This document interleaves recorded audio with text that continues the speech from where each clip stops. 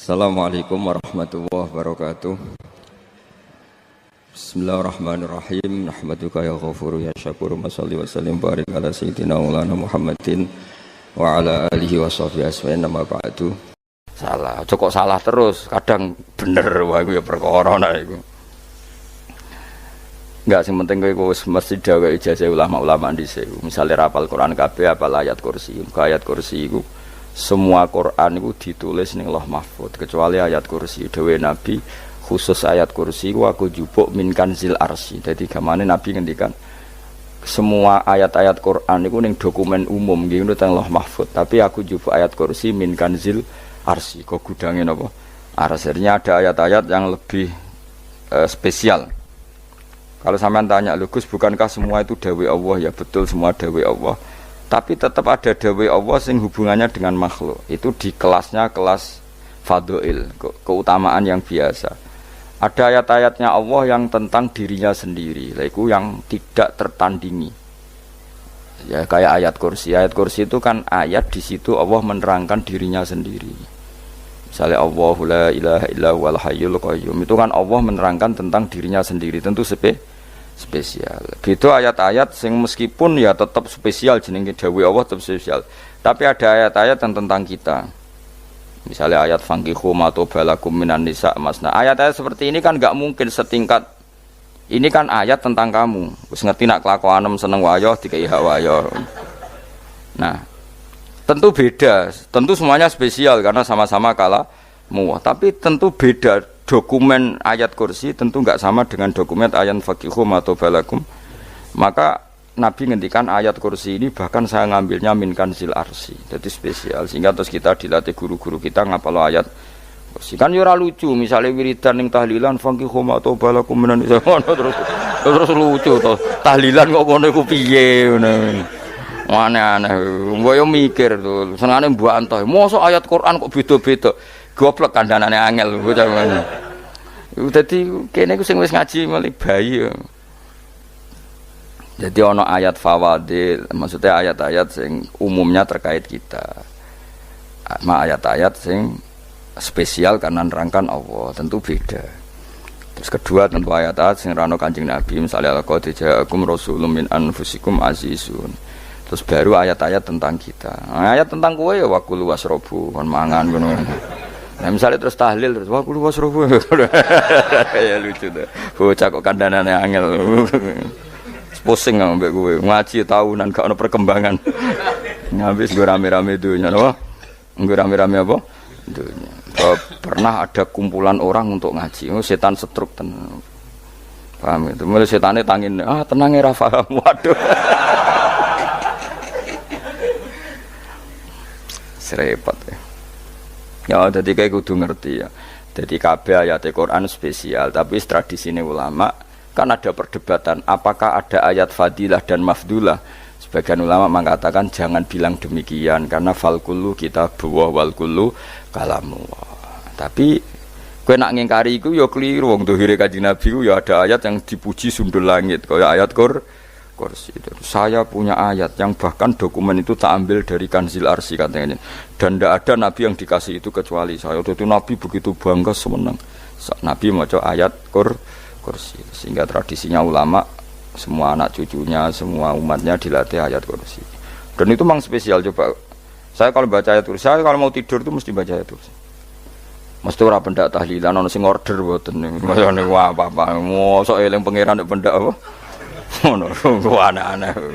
Oh tahlil kok dikritik yo keliru sing kritik. Wong maca ayat kursi yo mbok kritik. Tapi ora dikritik yo perlu dikritik. Wong maca eling pangerane kok butuh berkat le. Dul nah eling yo eling ngono kuwi cara kula padha dene. Sing kritik mek sing dikritik. Kowe tahu tahlilan? Nate Gus nek ana undangan mboten mboten. Lah yo eling pangeran nek ngenteni apa? Undangan. Ngene ben ana sing tetep kritik, ben seimbang dunya iku ben seimbang. Apa? Balance kono sing kritik. Kula bolak-balik ketemu wong sing kritik tahlil nggih sowan kula. Saya tuh heran. Kenapa orang NU itu suka tahlilan? Terus ada berkat. Itu dalilnya, Mas. Sing ngono iku ya ora ono dalil, sing hasud nyoal ya ora ono dalil. Cara Kanjeng Nabi pirsa, tukang nyoal iku ono dalile to ora? Ya ndak ada. Ya wis ora meneng ae sebenarnya ketemu pangeran. Sebenarnya ketemu pangeran cocokan di sing bener. Nah yang jelas nak sing tukang tahlil ditakoki pangeran. Kita tahu eling aku nanti Gusti nak wonten undangan. Tergarat bocah kok eling eling pangerane kok bedak napa? Tapi misalnya kayak kudangan blas ditakoki pangeran, dudang tonggo kok ora teko. Mergo wedi bid'ah misalnya. Tapi nekani tonggo ya perintah Kanjeng. Ya sudah, nggak cocokan ae, ora usah debat saiki, nggak apa. Cocokan ae. Tapi nak cocokan mbek aku ora ketemu. Wong sing nyoal ning isine mahsyar aku wis ning swarga. Ketemu aku ketemu ning swarga ya nak cocokan. Jadi kowe kudu mikir ya. Jadi ayat kursi itu dipilih ulama perkarane napa? Ayat iku njen spesial tenan. Kula niku mboten saged ilem nek gak maca ayat kursi. Nggih maca teng lisan, nggih maca teng ati setiap saat. Mergo mangsa kok pancen luar biasa. Allahu ta Allah iku Allahu la ilaha illa huwal hayyul qayyum. Al hayyu zat sing urip. Mergo sing gampang bedano Allah mbek Nabi Isa, ambek berhala, ambek semuanya yang disembah selain Allah adalah kehidupan. Kita gampangane tau ngidolakno Isa kaya apa, tapi akhirnya kecewa nak dianggap pangeran. Mergo nyatane cara mereka pun Isa mati disalib. Utawa cara Islam Isa iku diangkat. Di itu objek. Apapun hebatnya Isa diangkat. Diposisikan di langit di. Kerene apa jenenge di itu objek. Berarti yang keren adalah subjeknya yaitu Allah Subhanahu wa taala. Terus kita ini sebagai orang tuh punya ketakutan. Nak pangeran mati ku piye? Nak kowe mati kan gak punya akibat apa-apa. Srengenge tetap baik-baik saja. Sistem falak galaksi baik-baik saja. Sistem alam baik-baik saja. Wong sing mati kuwe. Bayangno nak sing mati pangeran. Maka ketakutan seorang mukmin adalah apa? Punya Tuhan yang mati. Kemudian itu diobati bahwa Tuhan kamu itu Tuhan sing aman, al-hayyu sing selalu hidup. Kemudian disifati lagi al-qayyum. Apa artinya hidup kalau bergantung orang lain, bergantung makhluk lain? Itu gak keren, karena bergantung itu gak keren. Al-qayyum, yang Allah itu zat yang berdiri sendiri. Oh itu kan terus sempurna. Lu kan maca ayat kursi sempurna. Bejane Gusti kula maca ayat kursi. Kowe ora maca iku kasihate mbahmu. Bocah kok. Oh, bocah ora bakat wali. Teke wis elek. Kabeh dimaterekno. Kasihate opo nek maca ayat kursi? Kasihate mbahmu ngono. Jimat ya seneng. Kulo ora seneng. Maksudnya ku, tapi mbok gedhingi teman-teman yo ora oleh pancen rezekine kadal jimat kebi. Sing iso ngatur rezekine wong sapa? Wis keben, muga disepuro pangeran. Ra disepuro ora apa-apa, kelakuan kok ngono iku piye. Wis terserah pangeran ae. Jadi Allahu la ilaha illa huwal hayyul qayyum. Kemudian setelah hidup, itu bisa saja gak peduli kita karena pas ngantuk atau pas tidur. Terus disifati la ta'khuduhu sinatu walana. Dan zat yang hidup itu tidak pernah ngantuk, tidak pernah tidur. Akhirnya kita ini nyaman, punya Tuhan yang spesial yaitu hidup dan berdiri sendiri, tidak ngantuk, tidak tidur. Terus budi lahu ma fis samawati wa ma fil ardh. Ya, dan miliknya Allah semua yang ada di langit dan bumi. Keren. Kita ini butuh air, butuh apa saja, dan itu milik Allah. Coba kalau milik manusia, sama nak loro ning rumah sakit itu, oksigennya larangi ngono. Padahal kowe nak ra loro, oksigen di mana-mana gak tahu bah. Jadi kita seneng. Alam raya milik Allah kita seneng, karena alam ini milik zat yang gak butuh alam raya, sehingga kita yang make. Allah bikin air, Allah gak butuh minum. Allah bikin padi gak butuh makan. Dia bikin semuanya untuk kita. Padahal itu kita tidak ikut punya. Akhirnya seneng mbek pangeran. Cek apike jenengan Gusti gawe ra melok nganggo. Sing nganggo kita-kita ini. Coba aku ora roh gawe rokok gunane apa ora roh. Ya gunane pekerjaan Gus. Menyerap tenaga. Ya wis saurip-uripmu. Sementing kowe roh gunane rokok. Paham nggih? Roh gunane rokok roh carane mandorot kanggo kowe. Dadi padha roe lah sementing. Ya apa-apa tapi. Kulo nu seneng mbek guyone kiai-kiai ini.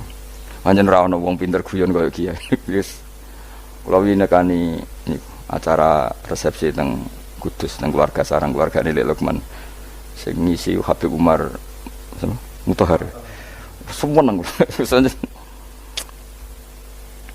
Jadi Guyonane ning kiai-kiai ya ora wis kiai-kiai kabeh, termasuk Habib Umar. Ada orang kiai rokok. Ini cerita-cerita anekdot, ada kiai rokok. Rokokan ngarepe dokter. Pak Yai, kalau rokok terus nanti kalau mati gimana? Gampang, saya bawa korek. Sing kiai niku maksude iku nak wong rokok terus mari mati. Kiai ini yang ngerti maksudnya dokter ngono. Tenang dok, sama si bawa korek. Maksudnya nak rokoknya mati ya karek Jumat. Jadi gak sambung apa?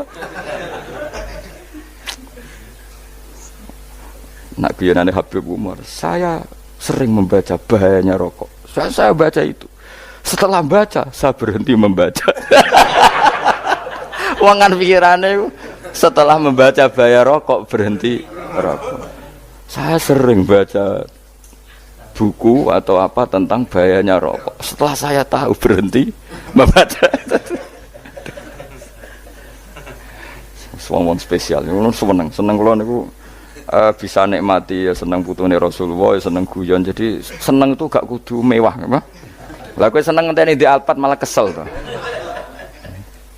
Wah, dadi kula nang di grup kata lah. Kiai-kiai sing seneng guyon, sing sering.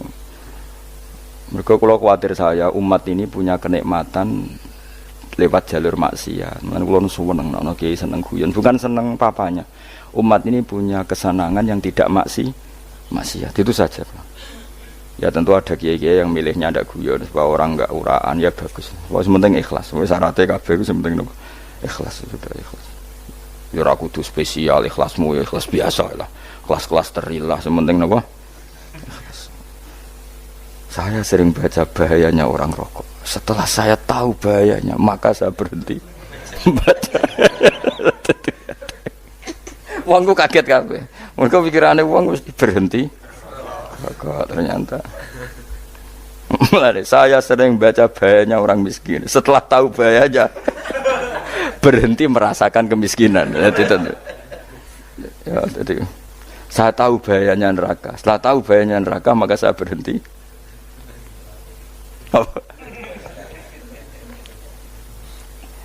Ya, jadi terus disebutno lahu ma fis samawati wa ma fil ardi. Terus kita nyaman. Kayak apa kalau alam raya ini milik Cina, milik singkek, milik non muslim atau milik wong Islam sekalipun. Mesti apa-apa tuku. Repot.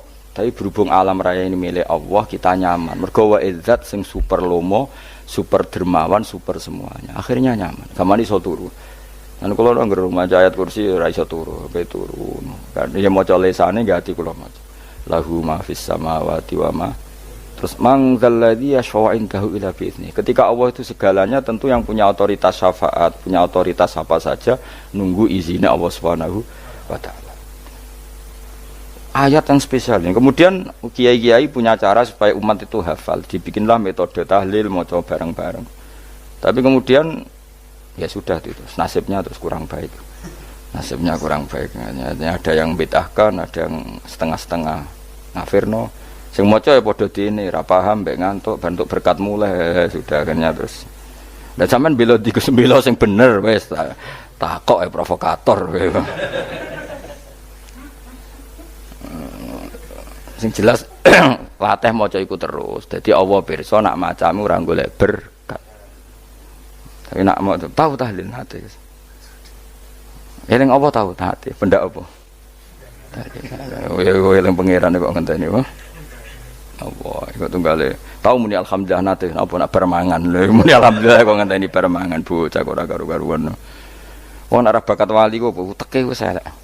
Njape wis keliru terus. Masih wong khusuk lah, ora bakat wali, khusuk tok tapi wis ruwet, uripe ku ruwet. Terus lahu ma fis samawati wa ma fil ardi man dalladhi yash'indahu illa terus ya'lamu ma baina aydihim wa ma khalfahum. Dan Allah tahu apa yang di depan kita, di belakang kita. Terus kita lagi-lagi nyaman. Kayak apa misalnya kita yang lemah ini tidak dalam pengawasan Tuhan. Jika mana kalau misalnya dia anak cilik, anak itu tidak nyaman kalau ketika main gak didelok wong tuane, karena dia tahu ada hal-hal yang dia tidak bisa menggapai dan butuh setiap saat pada orang tuanya untuk membantu menggapai itu. Jadi anak masih seneng dolanan, sukanya diperhatikan tetap. Nah kita ini seneng sekali. main ning dunyane pangeran diperhatikan Allah taala karena Allah selalu tahu kita. Jadi terus nyaman. Jadi semua ayat itu menjadikan kita nyaman. Nanti Kanjeng Nabi ora sare sedurunge maca ayat kursi, ora sare sedurunge maca surat Musabbihat. Dan saya dalam banyak hal niru itu. Nabi urung sare nek ora maca surat Hasyr. Lah aku ijazah iku kowe kan ra mungkin surat Hasyr ning juz pira wae kira roh kok dijazahno.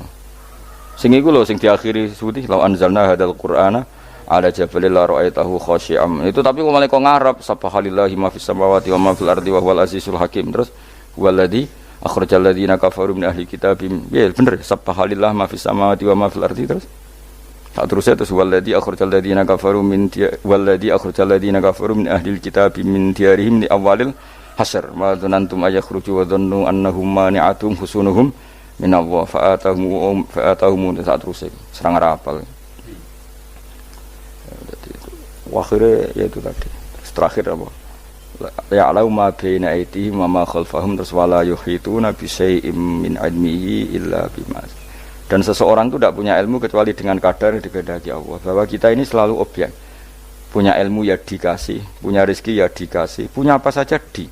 Sehingga status kita makhluk, statusnya Allah Khalik, statusnya Allah itu memberi, statusnya kita hanya penerima.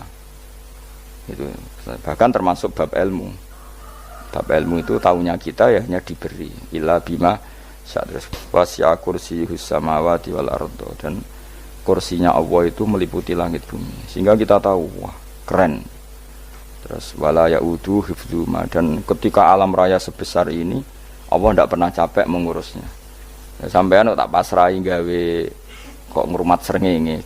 Sampean ngurmat listrik omahmu lho, kadang kabel pedhot, dope pedhot. Iku Allah ngurmat srengenge, mulai digawe nganti saiki. Gak tahu mati. Gak tahu bayar.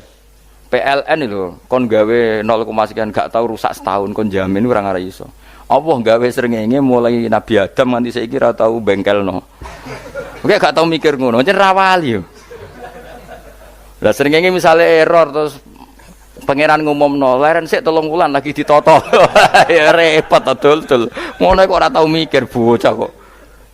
Mulane utek sing anut wali-wali itu teke waras. Men dhuwit ora di dhuwit sumpek di dhuwit seneng wis ngono tok pikirane. Ora tau kagum mbek srengenge, ora tau bengkel, ora tau. Mergo emang ora bakat wali itu teke wis innalillahi wa inna ilaihi raji'un. Ngono ya kok do urip wong ngono. Habis ben urip pancen waya apa? Mati rame-rame apa? Dunia nak rano ku ya sepi tenan.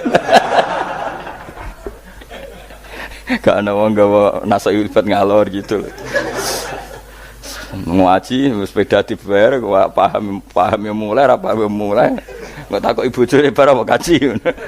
Mau Gus Pak nerangno apa delok rekamane. Atek dah wae.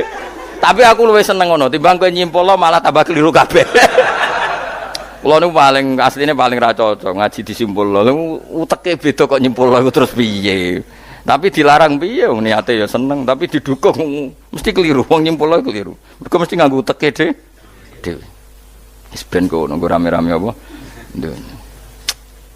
Kulo kadang mikir ya Allah. Lah saiki PLN ngurus listrik sak Indonesia iku dibagi-bagi per wilayah. Jogja tok, kok Bantul tok iku wae bengkelno.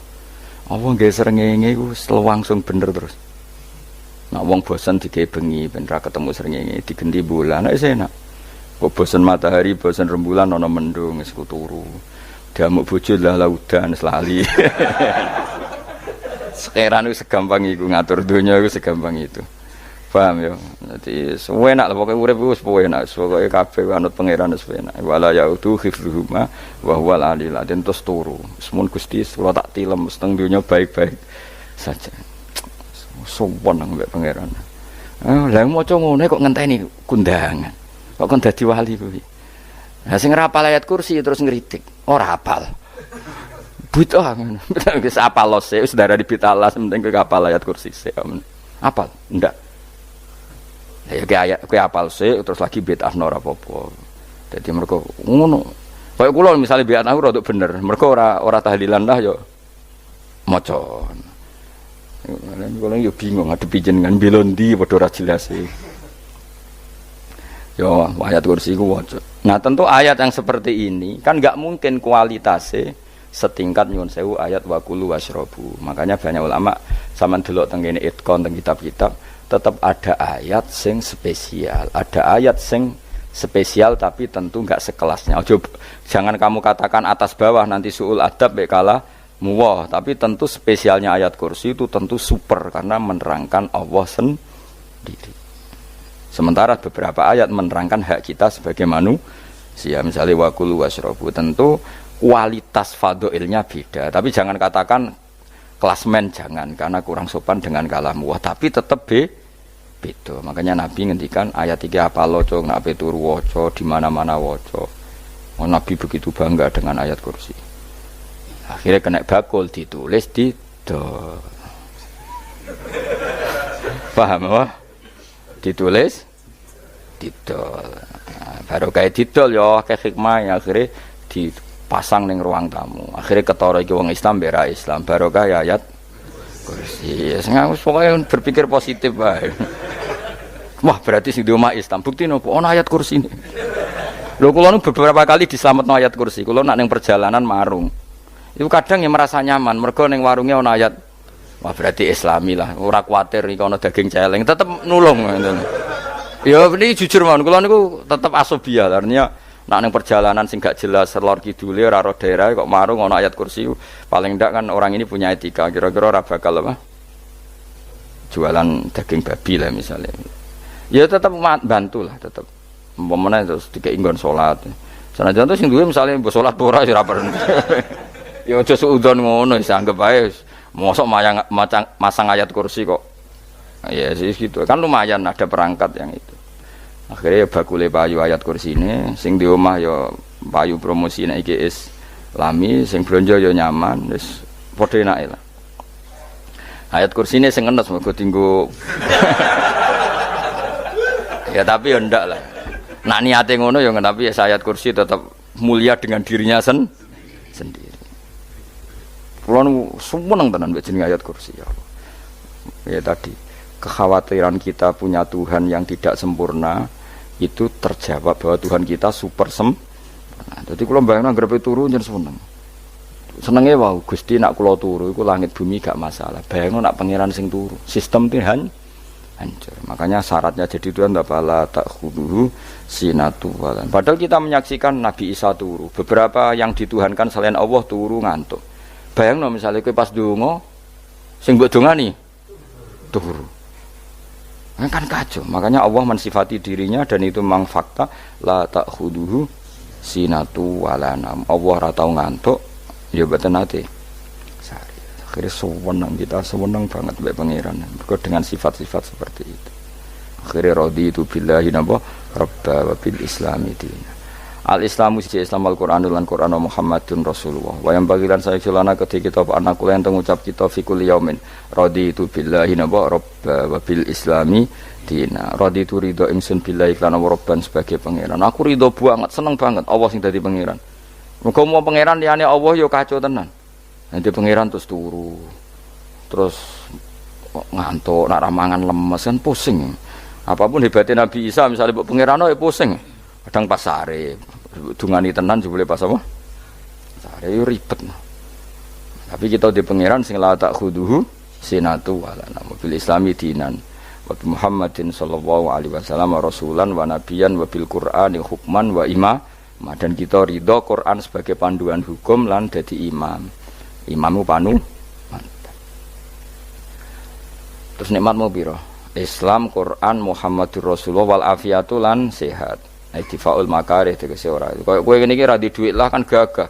Ora ning penjara, jajal kene penjara, lara kabeh. Baru kae ra di penjara Mas yo dirokok saler ngalor ngidul. Ambek nggo nasoihul ibad bariku kenalan ke grup wis rame dunya wis. Gak penting ngaji paham ora penting, sementing tambah kenalan. Amit-amit tenan wis ben kok nego rame-rame apa dunya. Wasitro lan ketutup sangka celok satrul uyub. Dalah celamu ra konangan wong akeh. Yes, padahal ya kurang ajar lho kara-karuan. Lah ya rapati konang.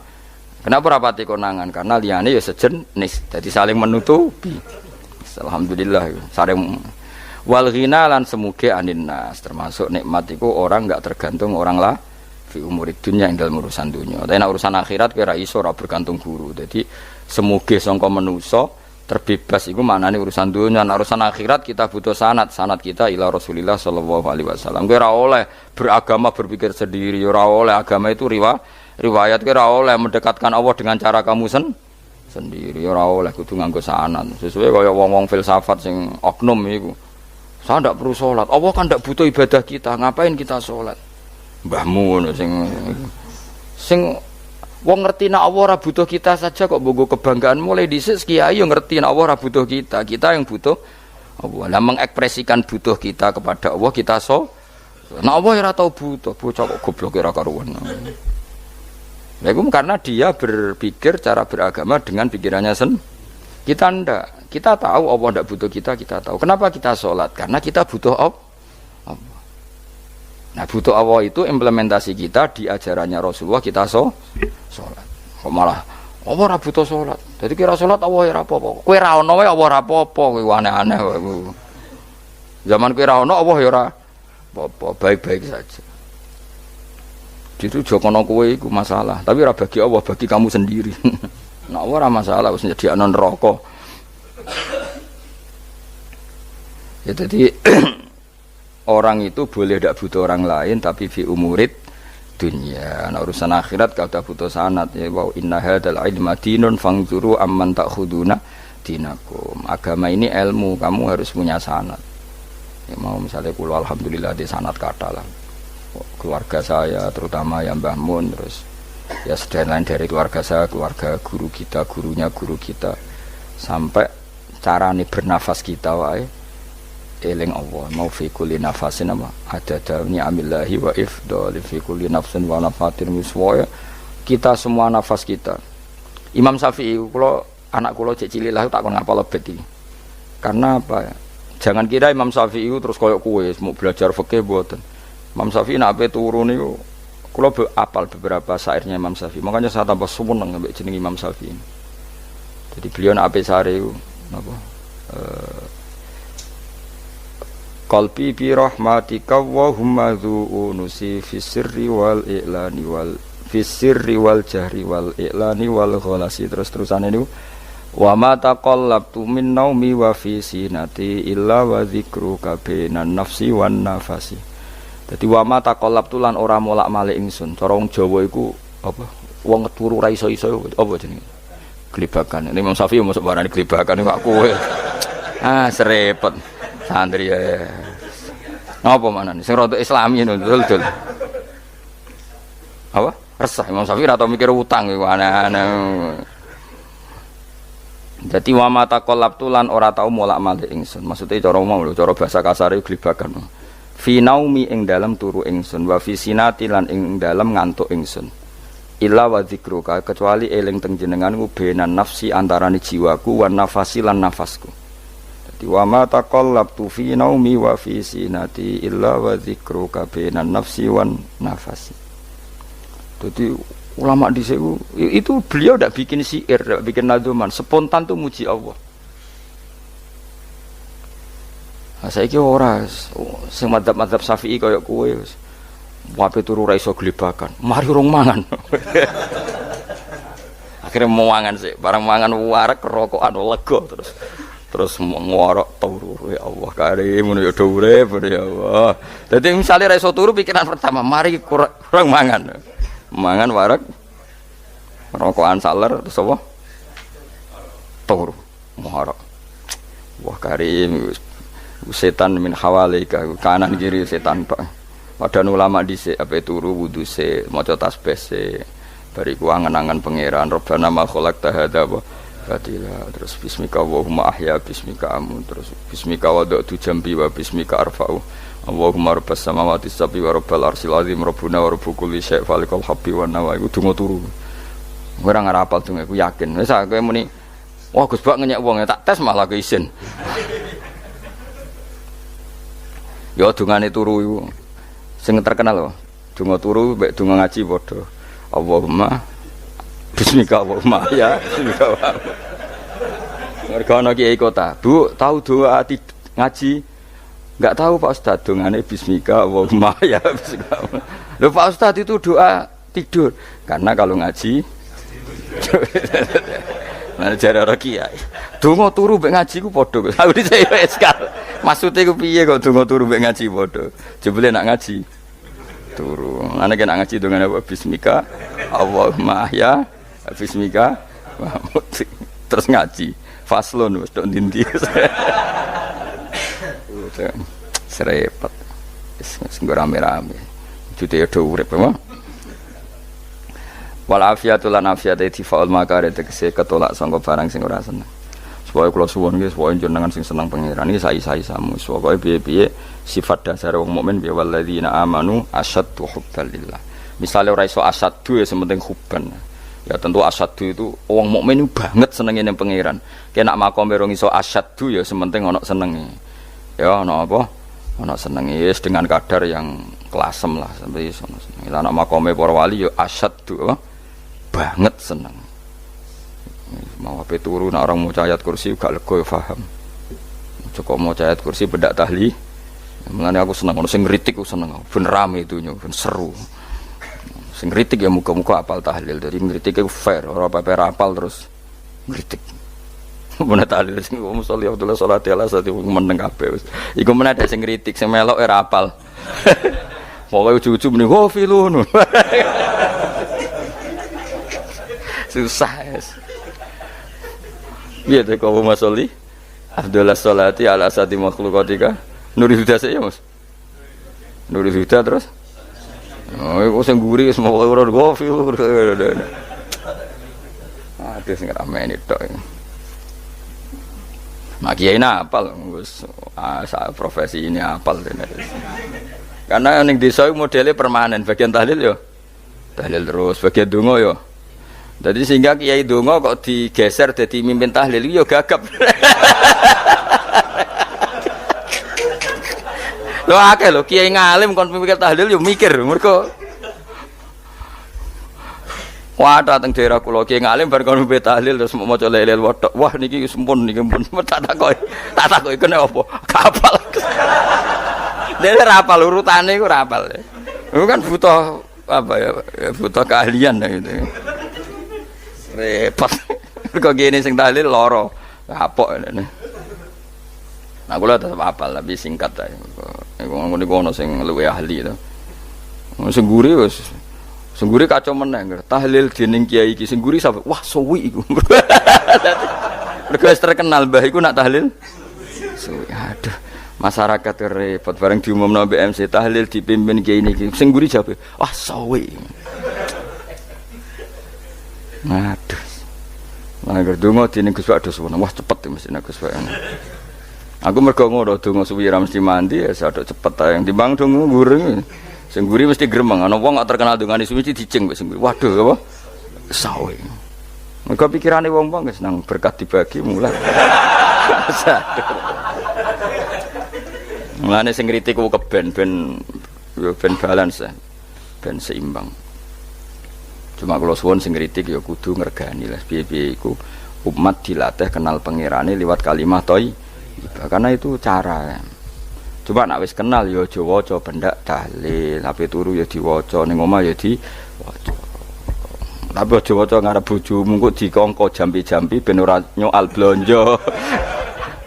Waca dhewean ning kamar dinikmati. Mbok waca ngarepe bojomu pas auzubillahi minasyaitonir rajim. Bojomu riwat, memang aku setan. Malah perkara tok. Enak memang dia barani minasyaitonir rajim. Ya nak maca kok banter-banter ngomong ngarepe bojomu pas liwat pas apa auzubillah. Minasyaitonir rajim. Bojomu ngamuk malah repot. Anas sange Anas anan Nabi sallallahu alaihi wasallam kala dawuh sapa Nabi dawuh yaqulu dawuh sapa rabbukum pangeran sira kabeh fil hadits qudsi dalam hadits qudsi dawuh ya ibnu Adam ya anak Adam tafarruh tenanono sira li ibadah tafarruh ku fokus farah iku fokus tafarruh fokus sira tapi mosok ki iku maknane fokus napa iku maknane apa tenanono sira li ibadati krana ibadah ingsun amlak mongko ngebai ingsun kalbaka ing ati sira hinan ing semuge kowe atimu kebai eling aku mesti atimu ku sugih wa amlak lan ngebai ingsun ya deka ing ngarepmu rizkon apane rezekine utawa rizkon ing rezekine wis aku eling aku tenanan mesti atimu tak gawe ati sing cukup lan rezekimu tak cukupi ya ibna adam la tabat aja ngedoh sira an lisange ingsun kowe aja geman adoh kok aku kaya apa apike pangeran zat sing gak butuh kita tapi mengandani kita kowe kok adoh kok aku wis sing parek aku mergo kae nek adoh kok aku amlak mongko nut apa jenenge ngebai ingsun kalbaka fakron kowe nek adoh kok aku mesti kowe fikir nek aja sampe kowe yo fikir ati fikir donya mergo adoh kok pangeran wong kok adoh kok pangeran di amlak kalbaka fakron wa amla ulan ngebai ingsun yade ka ing tangan loro sira sukulan ing sibuk akhire wis ado pangeran sibuk tapi ora dadekno barokah uripe iku lara-larane wong kaya ya sibuk kangelan jebule ora dadi barokah uripe mergo ado saking pangeran ruang riwayat hadis sobat Tabrani Imam Tabrani wal Hakim lah falam mato antu fi thamani asyrata wa sannaftu kitab qada ya sahaba wa tabi'in. Terus sannaftu tarikh fil Madinah inda qabrin Nabi sallallahu alaihi wasallam wa kuntu aktubuhu fil layalil mukmirah. Terus beliau saking kepingine tabarruk mbek Rasulullah niku setiap ngarang niku momentumnya nyari supaya dekat Rasulullah sallallahu alaihi wasallam. Terus ketika harus ngerasani orang, jadi kadang ngerasani wong ya penting. Karena ilmu itu harus dikontrol, nggak boleh semua orang bilang qala Rasulullah sallallahu alaihi wasallam, bisa hoax, bisa mencatut, bisa menjual. Nak muni kultu kan gak mandi, menurut saya kan gak mandi. Jadi kalau menurut Rasulullah sallallahu alaihi wasallam kan mandi. Jadi potensi pencatut itu banyak. Sehingga dibutuhkan koreksi dalam ilmu hadis disebut al-jarhu wa ta'dil, disebut al-jarhu wa ta'dil. Harus ada kualifikasi rawi. Nah kualifikasi rawi itu dilihat dari siapa. Beliau harus mengkonfirmasi mbek tanggane, mbek kancane. Kadang ning jaba ketok sabar, ketok ramah. Jebule nek nang omah kerenge ra karuan. Nah, itu harus dikonfirmasi. Akhirnya singkat cerita Imam Bukhari itu dalam banyak hal kadang kedah ngrasani tiyang. Akhirnya diprotes. Wong jenengan niku kiai kok tukang ngrasani wong, kira-kira gitulah cara basa Jawa niku. Wong kiai kok ngrasani orang. Terus beliau ngendikan innama rawaina dzalika riwayatan walam naqulhu min indi anfusina. Semua itu terkonfirmasi karena tonggo-tonggone konco-koncone bilang seperti itu, tapi tidak pendapat saya.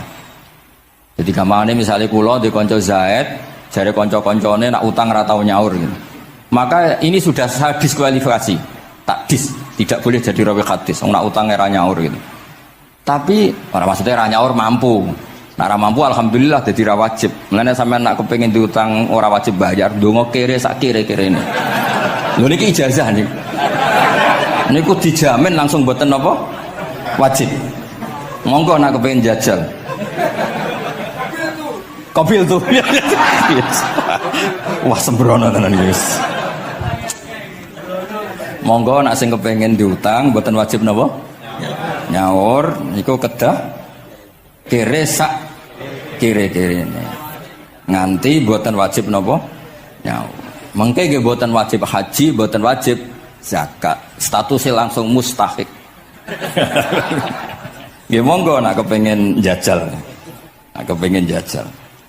nggih kula terusaken nggih. Terus orang dulu itu biasa ngerasani tiyang ndak cocok tapi kalau ketemu itu ya hormat. Karena ngerasani ini bentuk loyalitas sama ahadits Rasulillah supaya tidak diriwayatkan dari orang-orang yang tidak adil.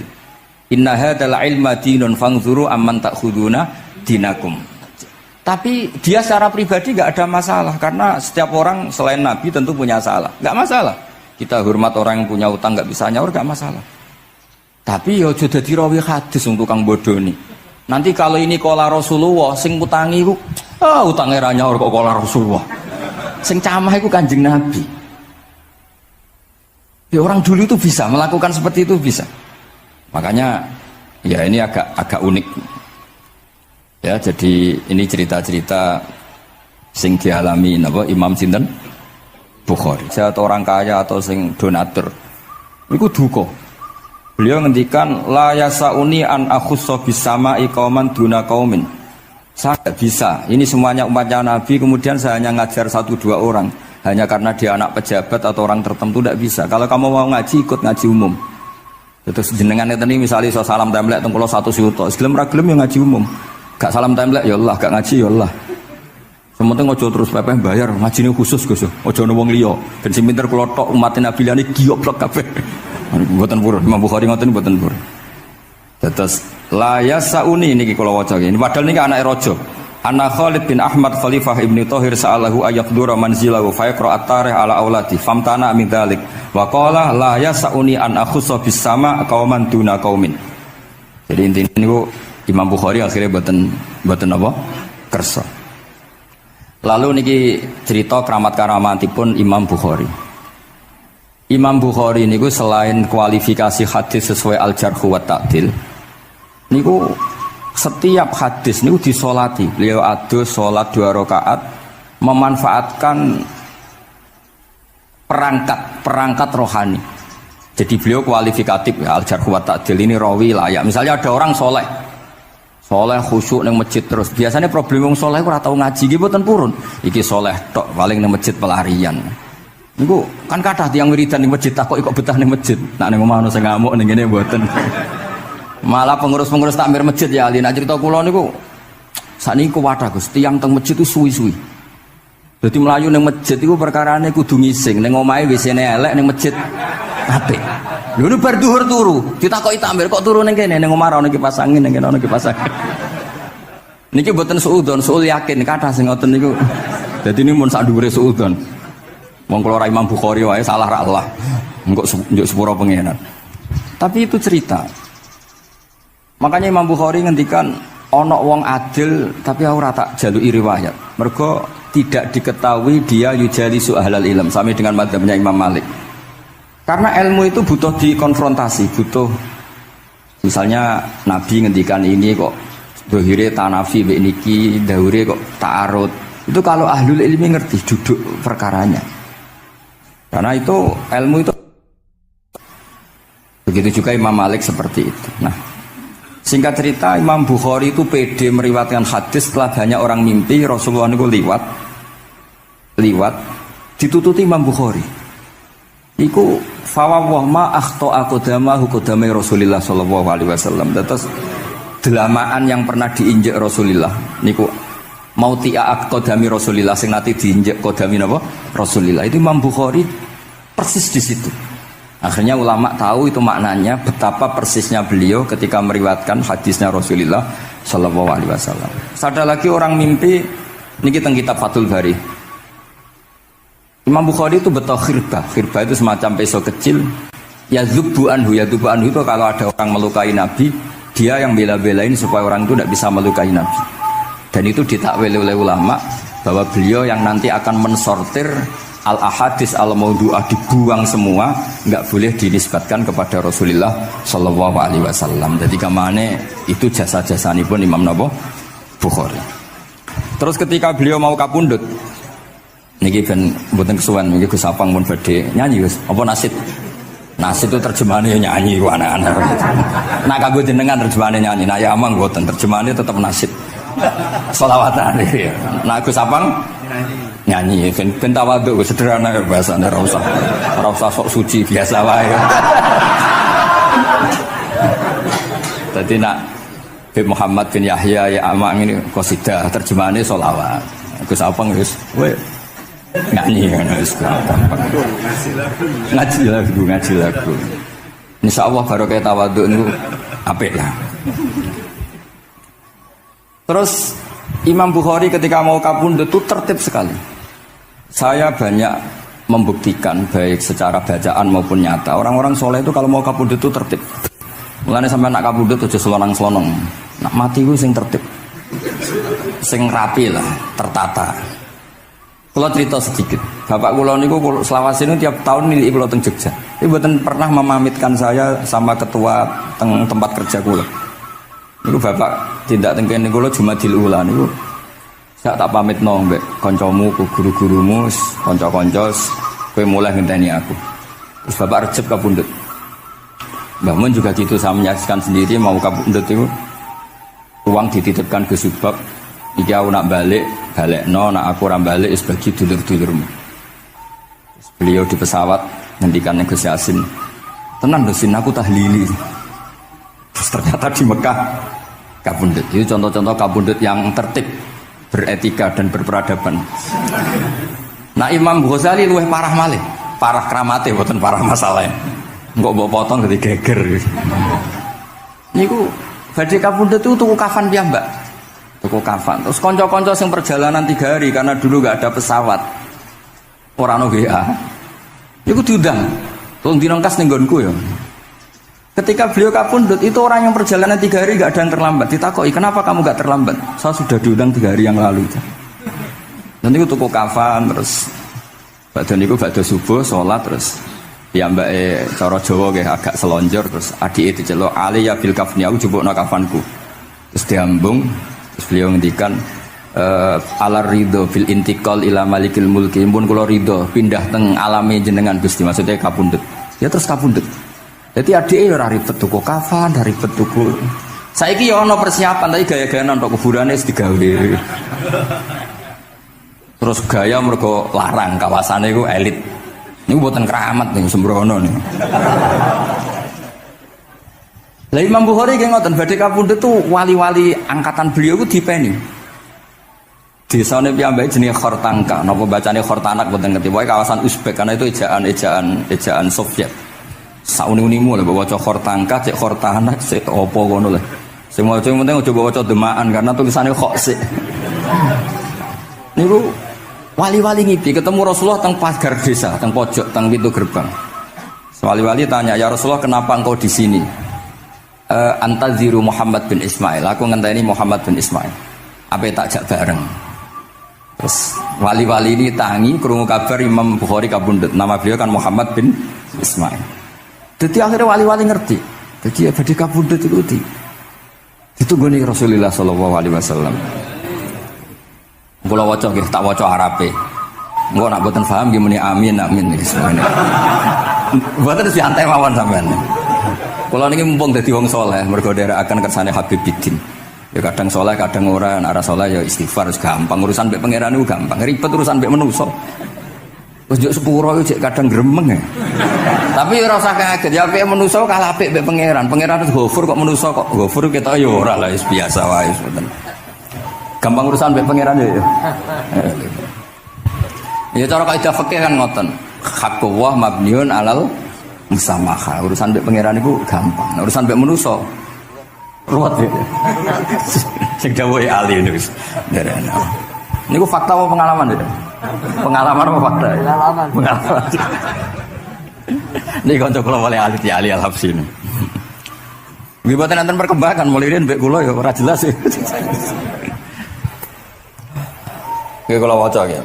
Akhbarana Muhammad bin Makki sami'tu Abdul Wahid bin Adam at-Tawasis yaqul ra'aitu an-nabiyya sallallahu alaihi wasallam fi naumi wa ma'ahu jama'atun min ashabihi wa huwa waqifun fi mawdi'in fasallamtu alaihi faradda alayhi assalam faqultu ma wuqufuka huna ya Rasulullah qala antadhiru Muhammad bin Ismail falamma kana ba'da ayamin balaghani mautuh fanadhartu fa idzan huwa qad mata fi sa'ah allati ra'aitu fiha an-nabiyya sallallahu alaihi wasallam. Monggo nggih nak badhe kapundhut sing tertib nggih. Habib Ali bin Utsman kabari Habib Bidin ya Ali Al-Habsi ya Muhammad kondo-kondo sik dadi saged takziah nggih. Nah, ketika Fatihah itu sebegitu keramatnya, sebegitu topnya, itu setan rapat singkat cerita itu yang tadi dipimpin oleh iblis yang sedang terkapar apa? Terus kali obatnya nggak ada, cuma dia shock karena ada surat yang turun yang melafatkan itu pasti selamat dari apa? Neraka. Nah ini gimana saran Anda? Terus sarannya adalah bikin orang-orang itu lupa tidak baca Fatihah. Nah ini rapatnya iblis. Idzabu wajtahidu hatta tufilu qulubahum hatta la yaqulu hadhihi surah. Kala yuksiru qira'ataha wa la yakunu lahum ajrun wa thawabun bal yakunu lahum adzabun wa iqabun. Kemudian yang terakhir saya beri ijazah tentang Al-Fatihah ya, karena ini surat yang populer. Kalau saya ijazahi Quran 30 juz pasti sampean nggak hafal. Atau ijazah surat Baqarah. Kalau mau Baqarah mau. Ijazahi surat Baqarah mau 2 juz setengah. Mau Mas Asep? Ya Fatihah aja yang gampang ya. Nah, ya kulhu Fatihah ini paket ringan ini. Tapi pahalanya apa? Besar. Ini beda ya, artinya selama ini mungkin Anda baca tapi monoton ya. Tapi ini saya bacakan teks aslinya tentang istilahnya itu mazaya itu kelebihannya Fatihah. Saya baca Arabnya dulu, nanti ini terakhir ya, ijazah tadi kan saran-saran umum tentang sosial. Ya, pokoknya jadikan kebaikan itu punya nilai sosial yang baik lah. Jadi nanti orang yang nggak amanah nggak laku, ya calon bupati, gubernur, presiden yang nggak amanah juga nggak laku. Begitu juga kiai yang tidak amanah juga nggak laku, suami yang nggak amanah juga nggak laku, istri yang nggak amanah juga. Sehingga kebaikan ini jadi nilai sosial yang dalam tanda kutip sudah keniscayaan. Yang diinginkan Allah itu seperti itu, bukan kebaikan yang dipaksakan karena kekuatan negara. Maksudnya kalau bisa kebaikan itu tidak usah dipaksakan. Memang sudah satu kebutuhan. Kayak cerita-cerita di negara maju itu, bahkan apapun jatuh itu nggak ada yang ngambil apa itu. Makanya gambarannya Mekah Medina kan gitu kan, barang jatuh nggak ada yang berani apa ngambil itu, saking sudah jadi sistem. Sehingga banyak negara di Eropa itu yang sampai nggak punya tentara, nggak punya polisi karena kebaikan sudah. Nah kita kan masih capek, polisinya aja capek, apalagi masyarakatnya, karena ya kebaikan itu belum jadi nilai bersama. Nah kita selain ditopang negara, ada polisi, ada tentara, itu kita usahakan kebaikan itu jadi nilai bersama. Tadi wa'tamiru bainakum bima'ruf. Dan kita punya reputasi yang bagus dalam bab ini. Saya masih ingat kecil saya itu yang jilbaban hanya keluarga kiai. Sekarang rata-rata masyarakat itu jilbaban. Dulu yang sekolah SMP, SMA itu jilbaban kadang dulu malah dilarang ya, harus sama seperti itu seragamnya. Sekarang sudah boleh. Dan nyaman. Lama-lama yang dapat simpatik ya yang pakai pakaian model tertutup seperti itu.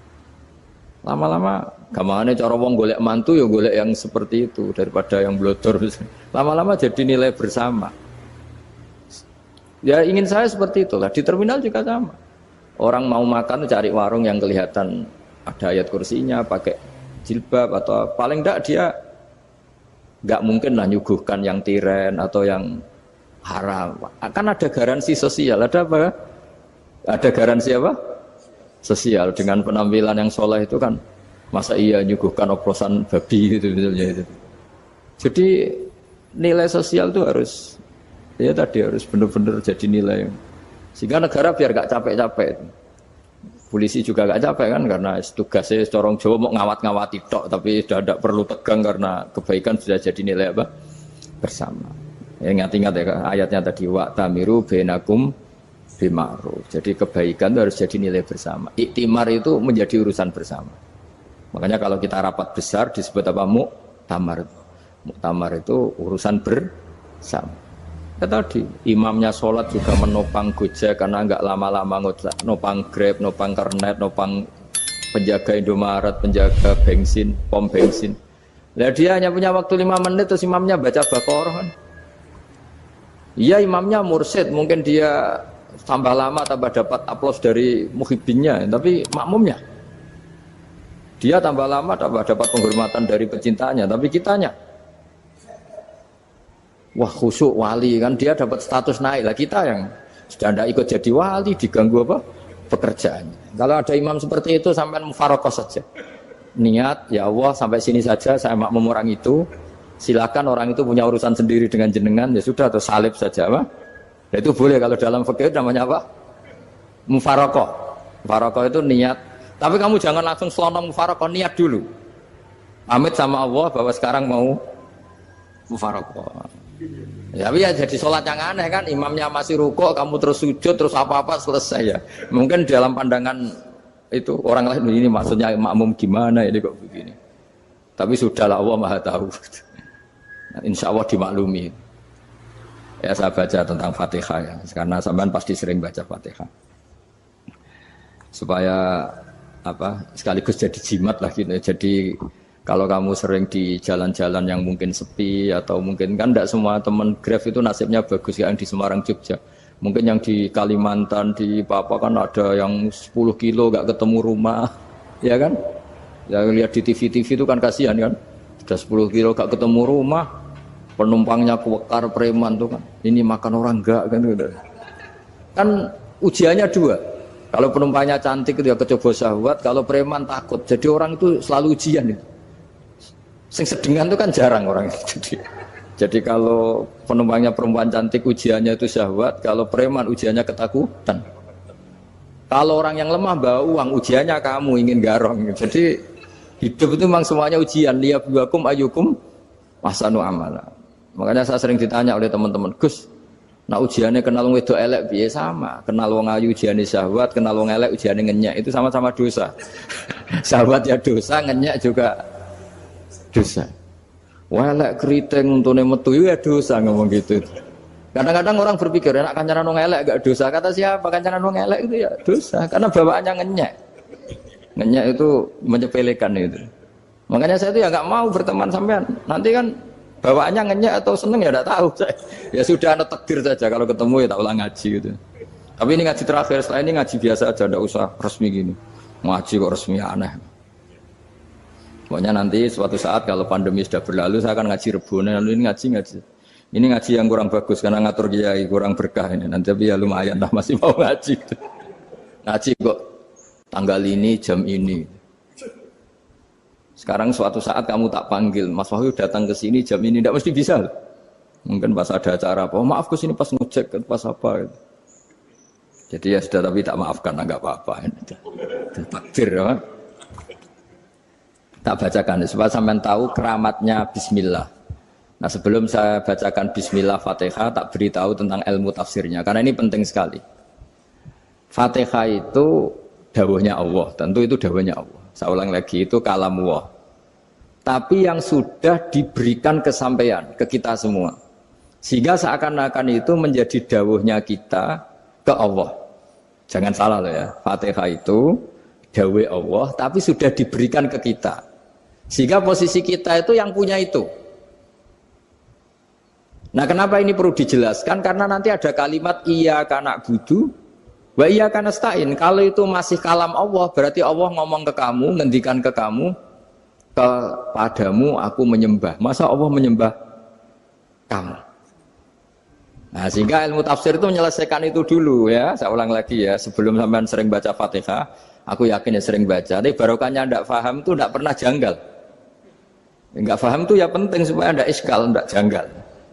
Sebetulnya di kalimat itu ada yang janggal. Kalau Fatihah itu kalimatnya Allah atau kalam Allah, bagaimana dengan kata-kata iyyaka na'budu? Masa Allah ngendikan ke kita, kepadamu kami menyembah. Masa Allah menyembah kita? Maka penyelesaiannya secara ilmu tafsir gimana? Semua ulama mengatakan, bukan satu dua, semuanya mengatakan di Fatihah itu semuanya diberi kawalan kalimat. Saya ulang lagi ya, di Fatihah itu semuanya diberi awalan kalimat qulu, katakan wahai hambaku begini. Ya, katakan wahai hambaku begini. Nah, begini ini pelajaran dari Allah yang sudah diberikan ke kita. Terus kita mengatakan bismillahirrahmanirrahim, alhamdulillahirabbil, termasuk kita mengatakan iyyaka na'budu wa iyyaka nasta'in. Jangan bayangkan Allah ngendikan ke kita. Kalau Allah ngendikan kita berarti gini, hei wahyu, ihdinas siratal mustaqim, tunjukkan saya jalan yang benar. Nah nanti kamu terus, ya Allah, Anda aja minta tolong saya minta tolong siapa kan? Jadi panjang kan? Ya, saya ulang lagi ya. Jadi itu di Ulumul Quran diterangkan gimana? Sebelum baca Fatihah, ya. Fatihah itu kalamullah, ngendikannya Allah, tapi yang sudah diajarkan ke kita dan sudah milik kita. Sehingga kalimat itu menjadi milik kita. Tapi ya kalamullah, tetap kalamullah, tapi sudah menjadi milik kita. Sudah paham ya? Ya pinter nah.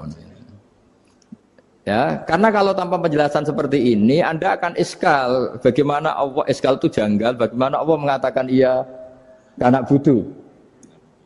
Kan jadi aneh kan? Ya, jadi tak jelaskan secara ilmiah ya. Jadi kata ulama-ulama tafsir, ayat-ayat Quran seperti ini sebetulnya dimulai dari kulu apa? Meskipun nggak dilafatkan. Itu kan sama dengan kul huwallahu ahad Muhammad. Katakan kalau Tuhan itu satu. Ya namanya Quran itu kan kalam Allah membina nabinya, membina umatnya. Makanya dikatakan atau enggak, di sini tersembunyi kata kulu, katakan. Ya. Jadi ya ibarat apa itu? Kamu ngajari anak kamu lah. Panggil jenengan bapak kulo. Itu maksudnya anak itu kalimat itu kalimat kamu, tapi kamu ajarkan ke anak kamu. Terus anak kamu bilang, Pak jenengan bapak kulo. Nah, ketika kamu mengatakan jenengan, bukan kamu mengatakan jenengan anakku, berarti anakmu itu bapakmu, kan lucu kan? Anak kamu ajari jenengan bapak kulo. Kamu, engkau, bapak saya. Terus anak kamu mengulang jenengan atau kamu bapak saya. Berarti itu kalimat yang kamu ajarkan, tapi sekarang sudah milik anak kamu. Kalau itu kalimat kamu kan lucu, masa anak kamu bilang bapak. Nah itu seperti itu. Jadi ulama memberi solusi atau jawaban iya karena abudu. Iya itu sebelumnya ada kata-kata kulu, katakan wahai hambaku, hubungan kamu dengan saya adalah katakan iya karena abudu wa iya karena nasta'in. Terus hubungan kamu dengan saya katakan juga dalam doamu ihdinas siratal mustaqim. Jelas ya, jadi itu kalam Allah yang sudah milik kita karena diajarkan Allah untuk kita. Dong ya? Ya dong, gak jelas gak. Tapi bagus gak jelas itu bagus. Kalau kamu jelas gak jadi digrab, jadi gubernur. Min azimi fadliha kasratu asma'iha wa fadail ukhra. Ini cerita dramatisnya surat Al-Fatihah. Qala Abu Hurairah radhiyallahu anhu inna iblisa ranna khina unsitat Al-Fatihah. Jadi iblis itu begitu kesakitan. Ini kitab Abu Abul Farad karangannya Sayyid Muhammad Alawi, juga kutipan dari beberapa kitab. Yang jelas beliau sendiri juga ngutip dari beberapa riwayat di beberapa hadis. Halaman 123. Ketika Fatihah turun itu iblis kesakitan. Kayak orang sakit gigi lah, tersiksa sisanya karena turunnya surat apa? Al-Fatihah. Artinya kalau Anda baca Fatihah dijiwai, maka Anda melemahkan setan, melemahkan iblis. Wa qala Mujahid, khina unzilat Fatihatul Kitab ronna fastama indahu asyayatin. Jadi ketika Fatihah itu turun, iblis itu terkapar lah kira-kira. Sampai dijenguk banyak setan. Jadi kemana di ICU lah kira-kira gitu kalau sekarang itu. Entah COVID entah enggak tahu, pokoknya di ICU sampai dijenguk banyak setan. Enggak tahu bawa apa enggak tahu, pokoknya dijenguk banyak setan. Ono yang nyangoni karena ini apa? Ketuanya apa? Pingsan, sakit. Jadi iblis itu sakit sampai dijenguk anak buahnya setan-setan. Ya, semoga kalian semua tidak kenal setan. Kalau kenal berarti teman, apa? Wa qalu misla dzalik. Wa qala lahum laisa mimma taquluna syai'un walakin unzilat suratun laisa ajru qailiha illa an harrama alaihi nar jahannam. Saya ini bukan sakit fisik kata iblis. Kamu tidak usah jenguk saya, datangkan dokter terbaik, tidak usah. Saya ini tidak sakit fisik. Saya ini sakit karena ada surat yang diturunkan, yang pahala yang melafadzkan surat itu pasti selamat dari neraka. Padahal misi terbesar saya ini supaya manusia masuk neraka. Sekarang punya tamengnya. Wah pusing kan? Ya seperti orang lah goda sampean ternyata sampean setia itu kan pusing. Nah ternyata tidak setia itu yang akhirnya ribet kan itu. Jadi iblis itu cita-cita terbesarnya kan semua orang itu masuk neraka. Nah sekarang turun satu surat yang gara-gara surat itu siapapun yang baca dijamin selamat dari neraka. Jadi walakin unzilat suratun laisa ajru qailiha illa an harramallahu alaihi nar jahannam. Karena jadi dia shock lah, kalau orang di Jawa itu bilang shock. Aduh sial nasib saya ini umat nggak bisa saya goda lagi karena punya tamengnya tadi punya. Qad batala kaidukum wa makrukum. Rekayasa kalian sekarang itu tidak ada gunanya semua. Nah, ini alhamdulillah di Indonesia kelihatan kan banyak yang miskin, banyak yang susah. Tapi selagi mereka masih sholat, itu keinginan mencari halal itu masih tinggi. Kayak apa kita di tengah kota, jauh dari anak istri, jauh dari tetangga. Biasanya kalau orang jauh dari anak istri, tetangga kan sakar PDW. Tapi yang soleh masih banyak, sudah jauh dari keluarga tetap lurus. Loh, kalau yang dekat lurus kan wajar, konangan wong akeh kan. Ini sudah jauh masih lurus. Nah ini nggak lepas dari barokahnya surat apa? Surat Fatihah tadi. Jadi karena ada surat yang menjamin pelafalnya atau qailiha terbebas dari api neraka. Wa qalat as-sayatinu lahu is ayyusai'in ta'muruna ya maulana. Faqala lahum idhabu wajtahidu hatta tukhfilu qulubahum hatta la yaqulu hadhihi surah. Lalu kita gimana? Jari para setan gitu. Lalu kita gimana? Terus kata iblis, sudah bikin mereka lupa sehingga tidak baca lagi. Selagi masih baca kita pasti keok. Jadi kalau sampean sudah jarang baca Fatihah itu berarti sudah bagian dari kemenangan apa? Iblis. Jadi kalau sampean sudah jarang baca Fatihah itu berarti bagian dari kekalahan Anda, kemenangan iblis. Masih sering baca? Berapa kali? Terus apa lagi?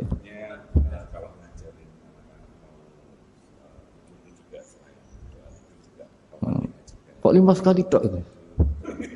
Berarti pas sholat fardu tok itu.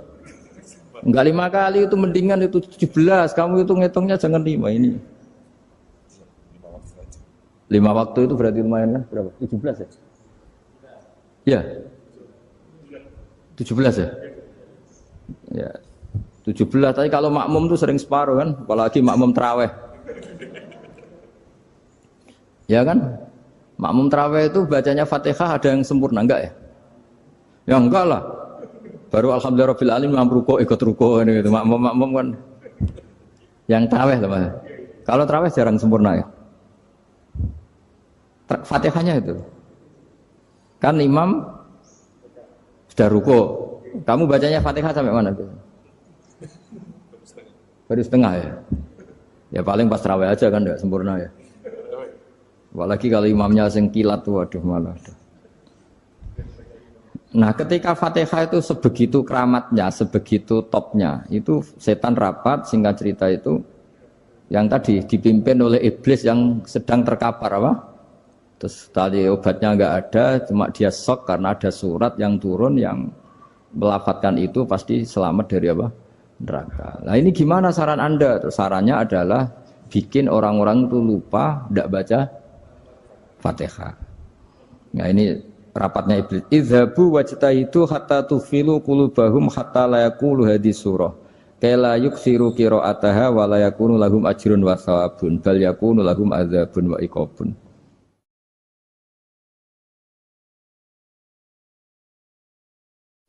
Jadi saya mohon selama ini Anda sudah baca, tapi mungkin hanya rutin saja. Napa rutin? Saja. Jadi barokahnya ngaji ini kamu punya kekuatan atau punya semangat membaca karena ini surat yang luar biasa. Ibarat gini, kalau sampean tanya, saya juga sering mikir, masa Gus hanya surat kok punya kekuatan seperti itu? Di dunia ini kata Allah, mulai Nabi Adam sampai kiamat, nggak ada yang bisa menandingi kekuatan kalimah. Kalimah itu kata-kata.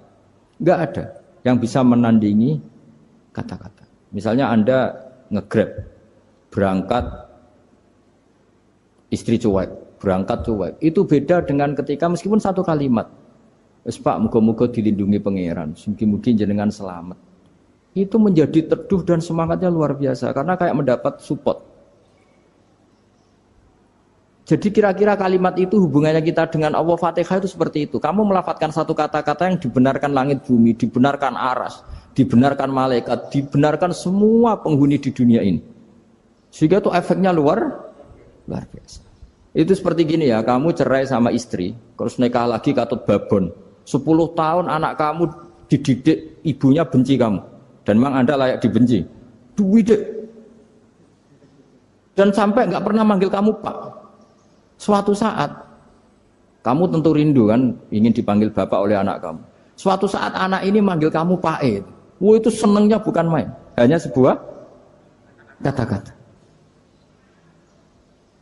Makanya kadang-kadang orang itu tanya sama kiai, ijazah lafadz ini gunanya apa sih? Itu ijazah-ijazah itu untaian kata-kata. Yang kata-kata ini dibenarkan langit dan bumi dan aras dan para malaikat. Sehingga efeknya itu luar. Nah ibarat seperti itulah. Kamu melafatkan Fatihah itu melafatkan kata-kata yang dibenarkan Allah dan Rasul dan semua malaikat, semua penghuni langit. Maka ini efeknya pasti luar. Nah di sini lah orang-orang dulu itu tahu keramatnya itu. Sehingga ketika melawan Belanda, melawan Jepang dulu itu kalimat-kalimat itu menjadi mantra yang luar biasa. Doa lah, doa yang luar biasa. Tapi di era modern karena orang sudah tidak ngerti itu, dianggap itu mantra, jimat, khurafat, bid'ah, waduh ribet menemal. Sebetulnya tidak seperti itu. Memang kata-kata ini kekuatannya luar biasa. Sama kesakitan hati kamu juga karena itu. Ngojek wangilan. Lha Pak di bojo kok kowe gagahe tok kere. Wah, iku seling terus. Padahal kalimat itu kan tidak melukai secara fisik, tapi apa kerjanya sesuk sarasa-rasen. Karena terus dengan pengadilan seperti itu kan, ngapain kerja demi perempuan yang seperti ini. Lagi-lagi kata-kata ini luar. Nah bayangkan kalau kata-kata itu adalah kalimat yang diajarkan Allah lewat Rasulnya, lewat malaikat Jibril. Kayak apa kekuatannya itu? Nah, kira-kira Fatihah itu gitu. Kalimat yang baik, kalimatan thayyibah diajarkan oleh Allah dan Rasul. Kayak apa kira-kira kekuatannya? Pasti luar biasa. Wong support yang dikatakan istri kita, anak kita aja luar biasa, apalagi ini support yang diajarkan Allah dan Rasul. Ya makanya saya mohon kalau baca Fatihah, baca kalimat-kalimat thayyibah ketika sholat itu dijiwai. Ya misalnya Rabbana lakal hamdu mil'us samawati wa mil'ul ardi wa mil'u ma syi'ta min syai'im. Engkau zat yang layak dipuji dan pujian ini memenuhi langit dan bumi. Karena kita tahu nggak ada sejengkal di alam raya ini kecuali di situ ada rahmat Allah. Misalnya kamu bisa lewat sampai rumah saya, kamu mungkin anggap biasa saja. Coba kalau ngalami likuifaksi, tahu-tahu bumi ini ambles, bisa ngelewati yang likuifaksi itu luar. Tanyakan orang pernah ngalami likuifaksi di Sulawesi, itu melihat bumi bisa diinjak nggak ambles itu, wah luar. Dan sama nggak ngalami itu sehingga lewat bumi ya biasa aja. Coba kalau ngalami seperti tidur, ya biasa aja. Coba kalau ada gempa, bahwa bumi tenang ini sudah nikmat yang luar biasa. Masa kamu ngakui nikmat nunggu digituin? Ya kan? Nah, makanya baca Fatihah dijiwai lah, bahwa ini kalimat yang luar biasa. Nah, saya teruskan. Warwa Muslimun fi sahihihi an Ibnu Abbas radhiyallahu anhuma annahu qala bainama Jibril alaihi salam qaidun dan Nabi itsami anaqidan min fawqih.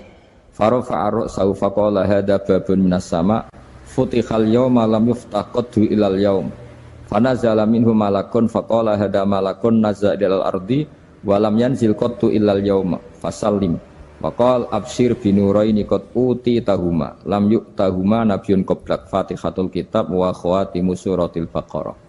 Jadi suatu saat Jibril ini jagongan kira-kira gitu sama Rasulullah. Tahu-tahu langit itu gemuruh. Karena langit gemuruh kata Jibril terus semuanya ngangkat kepala ke langit. Ini pintu langit baru ini dibuka, yang sebelumnya tidak pernah dibuka seperti ini. Turunlah malaikat, yang malaikat ini pun malaikat spesial yang nggak malaikat murahan lah kira-kira gitu, yang nggak pernah turun ke bumi kecuali juga saat itu. Dengan penyambutan yang luar biasa, dengan semuanya tidak pernah terjadi. Hanya karena bahwa surat Fatihah. Jadi ini surat yang luar biasa, pengawalannya lewat malaikat yang spesial, nggak pernah turun di bumi kecuali saat itu. Penyambutannya juga nggak pernah seperti itu, baru seperti itu. Jadi semuanya itu spesial. Nah, kenapa ini spesial? Karena di situ ada isi puja-puji kepada Allah Subhanahu wa Ta'ala. Ada ikrar kita, alhamdulillah rabbil alamin, ar-rahmanir rahim. Ikrar ini penting. Kalau contoh paling gampang gitulah. Kamu punya istri selama ini cerewet terus.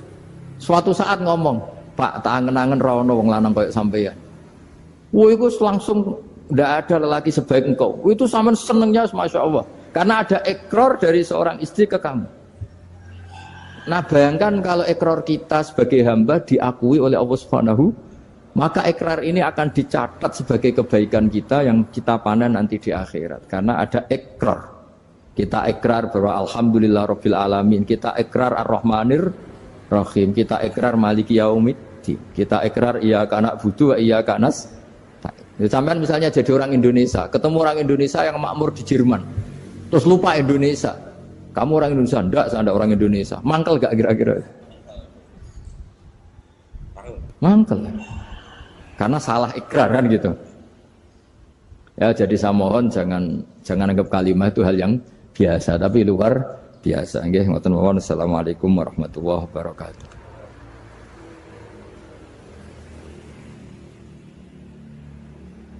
Saya berkali-kali kampanye di mana-mana lah, kampanye dan menganjurkan. Di antara catatan dalam Suhufi Ibrahim wa Musa kan ada kan di Quran itu yang dinamakan lampiran-lampiran wasiatnya Nabi Ibrahim dan Nabi apa? Musa. Itu di antara catatannya begini. Orang yang punya akal itu adalah orang yang bisa menikmati sesuatu yang baik. Misalnya gini, contoh gampang gini. Kamu punya anak pertama atau punya anak yang masih kecil, itu gendong tuh senangnya bukan main, melihat anak sehat tuh senangnya bukan main. Mungkin saat itu banyak orang yang sedang maksiat dengan perempuan nakal atau dengan teman-teman nakalnya, yang nganggap seperti itu tidak nikmat. Tapi andaikan ini ditimbang ya ditimbang. Yang maksiat betulan, misalnya paling ukuran bahagianya itu 70%.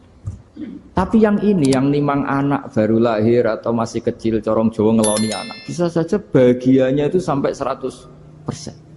Artinya selama ini kesalahan kita adalah nganggap maksiat itu pasti menyenangkan dan taat itu tidak menyenangkan. Makanya saya berkali-kali fatwa, untuk melawan kenikmatan maksiat, orang harus terbiasa menikmati taat, menikmati kebaikan. Jangan kira kita nimang istri nikmat, nimang anak nikmat, ketemu teman yang lama tidak ketemu juga nikmat. Artinya kita akan melewati berjam-jam untuk jagungan sama teman, sama anak, sama istri. Dan itu harus kamu nikmati supaya mengganti tidak berkebutuhan nikmat yang lewat jalur maksiat. Jadi saya mohon sarana-sarana yang menyenangkan itu, yang taat itu kita maksimalkan. Makanya bapak saya itu sering pesen, kowe nak ngaji sing guyon, sing seneng. Nganti wong maksiat itu karena cari kesenangan. Coba kalau kesenangan itu sudah didapatkan saat taat, maka tidak butuh lagi kesenangan yang berbentuk maksiat. Makanya orang-orang wali dulu kalau sudah sholat itu gak bisa berhenti karena merasa nikmat. Makanya Nabi pernah ngendikan wa qurratu aini fi sholat, nyaman saya itu kalau sedang sholat. Jadi kalau gak melanggar itu karena takut aparat, bukan karena kesadaran hukum.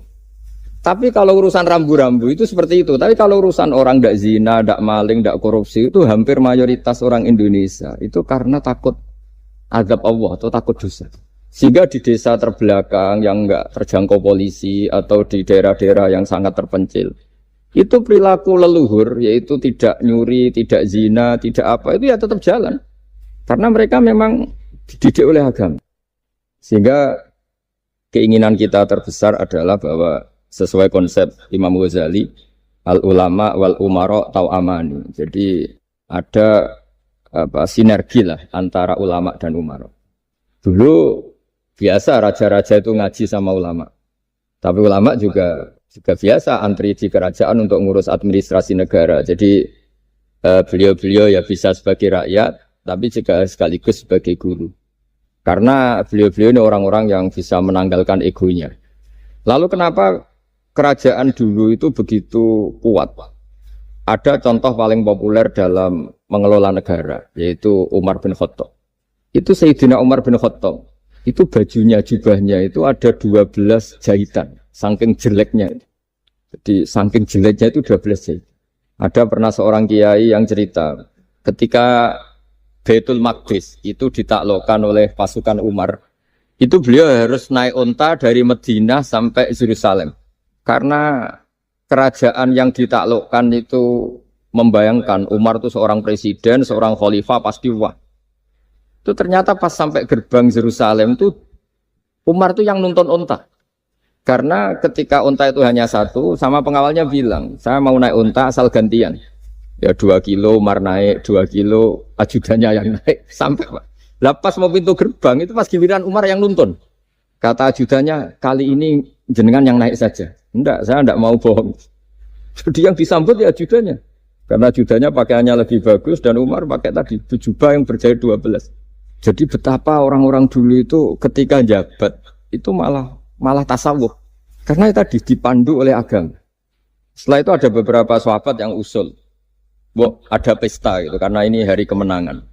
Kata Sayyidina Umar, Inna Allaha ta'ala ayyara qauman faqala adhabtum thayyibatikum fi hayatikumud dunya wastamta'tum biha.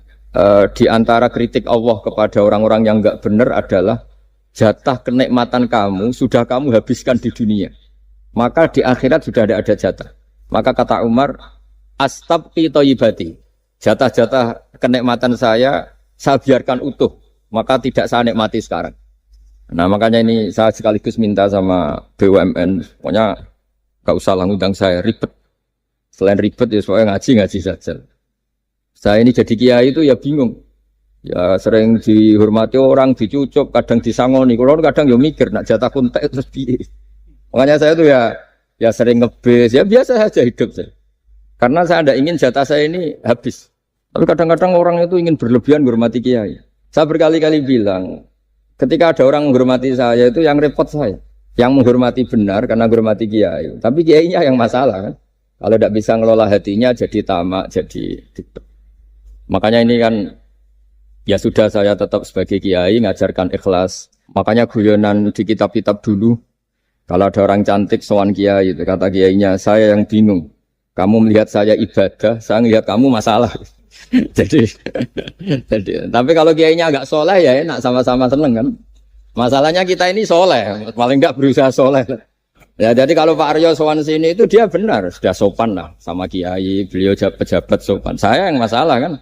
Misalnya saya ke Jakarta terus ingat Pak Aryo ingin difasilitasi, saya kan jadi repot. Makanya kemungkinannya kecil, kalau saya ke Jakarta tak hubungin itu kecil dan tidak perlu tersinggung. Saya selama ini ya sering ke Jakarta ya biasa. Saya hampir per 3 bulan atau 4 bulan datang ke pondoknya Pak Kures. Ya jarang hubungi pejabat. Ya sudah kalau mau ngaji aja. Nah kenapa saya menekankan ikhlas? Karena ini kan acara khataman. Di antara pokok dari ajaran Quran adalah wama umiru illa liya'buduwaha mukhlishina lahuddin. Jadi kalau sudah berani beragama ya kita harus ikhlas. Dan saya berkali-kali bilang ikhlas itu mudah, harus dilatih. Saya berkali-kali memberi analogi itu gampang sekali. Lama sekali kita bilang kalau yang putih itu putih. Lama sekali kita bilang yang hitam itu hitam. Itu tidak ada yang gaji. Kenapa kita mengatakan tembok ini putih? Karena memang putih. Kenapa orang mengatakan peci itu hitam? Ya karena memang hitam, itu tidak ada yang gaji. Dan semuanya ngomong seperti itu. Tapi pas Anda ngomong Allah itu Tuhan, minta masuk surga. Pas hubungan dengan Tuhan itu selalu tidak ikhlas. Padahal kita biasa ngomong hakikat ini ikhlas. Kita ngomong tembok ini putih ikhlas, ngomong peci hitam itu. Pas ngomong kalau Allah itu Tuhan, minta surga. Padahal bedanya apa? Hanya sama-sama ngomong, mengatakan sesuatu yang nyata. Sehingga saya berkali-kali bilang, dan ini akan saya kampanyakan sampai saya mati. Di antara gejolokan Allah sama orang soleh. Jadi orang soleh itu nanti juga digojlok sama Allah. Kenapa kamu nyembah saya? Karena saya ingin masuk surga ya Allah. Yang satu ditanya, kenapa kamu nyembah saya? Karena saya takut neraka ya Allah. Berarti kalau saya tidak bikin surga, tidak ada bikin neraka, kamu tidak nyembah saya. Ya udah gitu, Gusti tempat nyembah jenengan. Tapi kadung keliwat alasannya itu. Makanya saya itu tidak pernah bilang ke anak saya gini. Kamu harus syukur karena bapak dapat pekerjaan. Tidak pernah saya. Kamu harus syukur bapak punya uang. Tidak pernah. Nanti syukurnya nunggu bapak punya uang. Kalau nggak punya uang nggak bapak ribet. Maka ini yang bupati, yang pejabat tidak usah syukuran. Syukuran bapak naik pangkat, bapak direktur BUMN. Nanti kalau tidak sudah pensiun sudah syukurnya hilang. Nah, karena ini kan ngaji sama kiai ya saya ajarkan khas kiai. Saya sampai sekarang ya tidak nikmati kebesaran nama saya atau apa. Karena tadi memang harus dilatih. Kalau kita bisa mengatakan putih itu ikhlas, tanpa tekanan, tanpa imbalan. Kenapa pas mengatakan Allah Tuhan harus minta surga? Padahal Allah itu tetap Tuhan, meskipun tidak menciptakan surga dan... Nah dari pemahaman seperti ini, para mufassir itu tahu kualitas kalimat fattaquni ya ulil albab. Takutlah kepada saya. Jadi kualitas kata fattaqun naro sama fattaquni itu bagi orang-orang hakikat lebih takut kalimat fattaquni. Kata orang-orang tasawuf neraka itu nanti, itu pun kita tidak mesti masuk. Tapi kalau Allah sekarang pun sudah ada. Jadi kalau cara berpikir orang tasawuf gini, Ini karena Pak Bima mesti gak pernah belajar tasawuf, karena belajarnya nyari uang, gitu. Makanya ini tak ajari cari tasawuf. Tadi sudah tak gojlok, harus ngapalkan Quran katanya. Kalau cara berpikir tasawuf itu gini, surga dan neraka itu muajalah, itu nanti. Kamu nyembah Allah ingin masuk surga, takut menghindari maksiat atau takut sehingga tidak maksiat karena takut neraka. Dan surga itu simbol ridhonya. Neraka simbol bencinya, suktunya Allah. Terus kata orang-orang tasawuf cara berpikir, Allah itu sudah ada sekarang. Mulai dulu sampai sekarang Allah sudah ada. Kalau Allah sudah ada, berarti Allah sekarang ya bisa berstatus ridho ke kamu atau berstatus benci ke kamu. Kenapa takutnya nanti? Wong Allahnya sekarang kok takutnya? Ya sekarang juga. Kamu harus amal tuh nakdan. Nakdan tuh cash. Allahnya ada sekarang, ya ibadahnya harus ada sekarang. Makanya kata orang-orang tasawuf, andaikan Allah tidak bikin surga atau neraka, ya saya tetap nyembah karena surga itu simbol ridhonya. Bahwa surga itu nyata ada, ya nyata ada. Dengan segala fasilitasnya itu nyata ada. Tapi bahwa surga itu tetap kamu masuk surga karena cari ridhonya Allah. Kalau Allahnya sudah ada, berarti ridhonya sekarang sudah ada. Harus kamu cari sekarang, jangan nanti. Sehingga kadang-kadang orang yang ingin masuk surga itu ya kelasnya kelas amatir. Masyhur itu. Ada seorang wali masuk surga ketemu Allah ditanya. Karena wali ini biasa mensyafaati murid-muridnya. Ya Allah, kenapa murid-murid saya tidak kelihatan sowan jenengan? Murid-murid kamu ingin masuk surga karena ingin makan enak, punya bidadari cantik-cantik itu di sana. Tapi mereka lupa saya. Jadi akhirnya di surga tapi nggak ketemu Tuhan. Karena inginnya ya sudah trauma punya istri jelek, cerewet. Banyak loh orang yang masuk surga itu yang agak kacau. Enak sudah surga. Nanti di sana nggak usah sholat, nggak usah puasa. Jadi sholat yang sekarang udah gak problem. Jadi banyak itu orang-orang Islam yang Islamnya mungkin imannya amatiran. Wah enak masuk surga, nggak ada subuh lagi, nggak ada puasa lagi, bebas. Oh, itu kan kurang ajar betul. Jadi ibadah itu dianggap problem.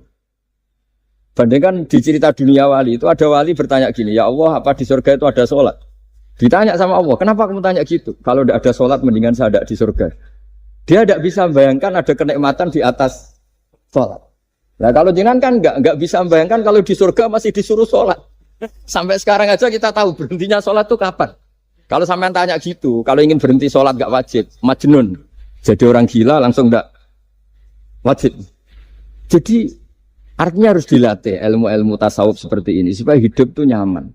Hidup itu nyaman. Dulu Pak Imam ini ada Pak PJ Rembang.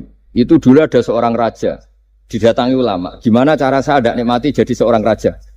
Ulama itu nasihatinya gampang. Dia omongin gini Pak Arjo. Pak Raja, kalau kamu di Sahara, di padang Sahara, kemudian Anda kehausan. Kalau tidak minum satu gelas air, Anda mati. Apakah? Terus kemudian yang punya air bilang gini, kamu tak kasih air, tapi syaratnya kerajaannya kasihkan saya. Kamu kasihkan apa milih mati? Wah ya milih dikasih air. Mendingan enggak jadi raja tapi hidup. Terus la tafrah bimulkin la yusawi kak samain. Kamu jangan bangga dengan satu kekuasaan, dengan satu kerajaan yang nilainya sama dengan segelas air. Akhirnya dia terjadi raja yang soleh karena ternyata apa? La yusawi kak samain, tidak sama atau ya nilainya itu masih kita-kita yang rakyat yang tidak jabat. Misalnya masyarakat, itu ya harus berpikir gitu. Orang nggak jadi bupati tetap hidup, nggak jadi pegawai BUMN tetap hidup. Tapi kalau nggak minum air itu mati. Dan rata-rata rakyat itu bisa minum air. Artinya apa? Kita dan mereka itu sama-sama punya nikmat yang pokok, yaitu sadur rumpi, nikmat yang bisa mempertahankan kehidupan. Jadi nikmat selain itu tidak pokok, sehingga orang itu bisa jadi wali. Jadi ini resep jadi wali. Jadi wali itu tidak harus tirakat dalail, terus gak pernah makan nasi itu enggak. Itu keberatan. Jelas sebagai BUMN enggak mau itu, mesti enggak mau itu. Mesti enggak mau. Ya enggak mau, ya enggak bakat. Jadi sudah pasti enggak mau. Karena ini saya tahu banyak tentang beliau. Pak Aryo itu bin selamat. Dulu abahnya itu ditobatkan Gusmi. Dingertikan agama oleh Gusmi. Karena beliau ingin tetap mencintai kiai, korbannya saya. Karena Gusmi meninggal, terus mahabbahnya diarahkan ke saya. Tapi saya berdoa supaya diarahkan ke banyak kiai lah, supaya saya tidak jadi objek sasaran. Nanti juga repot ini. Saya itu sering disewani orang dari Kalimantan, Sulawesi, saya ingin idolakan jenengan, saya ingin dekat dengan jangan. Saya sudah lah pakai kiai lokal di sana aja, jadi sampai tidak ganggu saya, terus kiai lokal di sana juga tidak mahjub oleh saya, kata saya. Saya teruskan.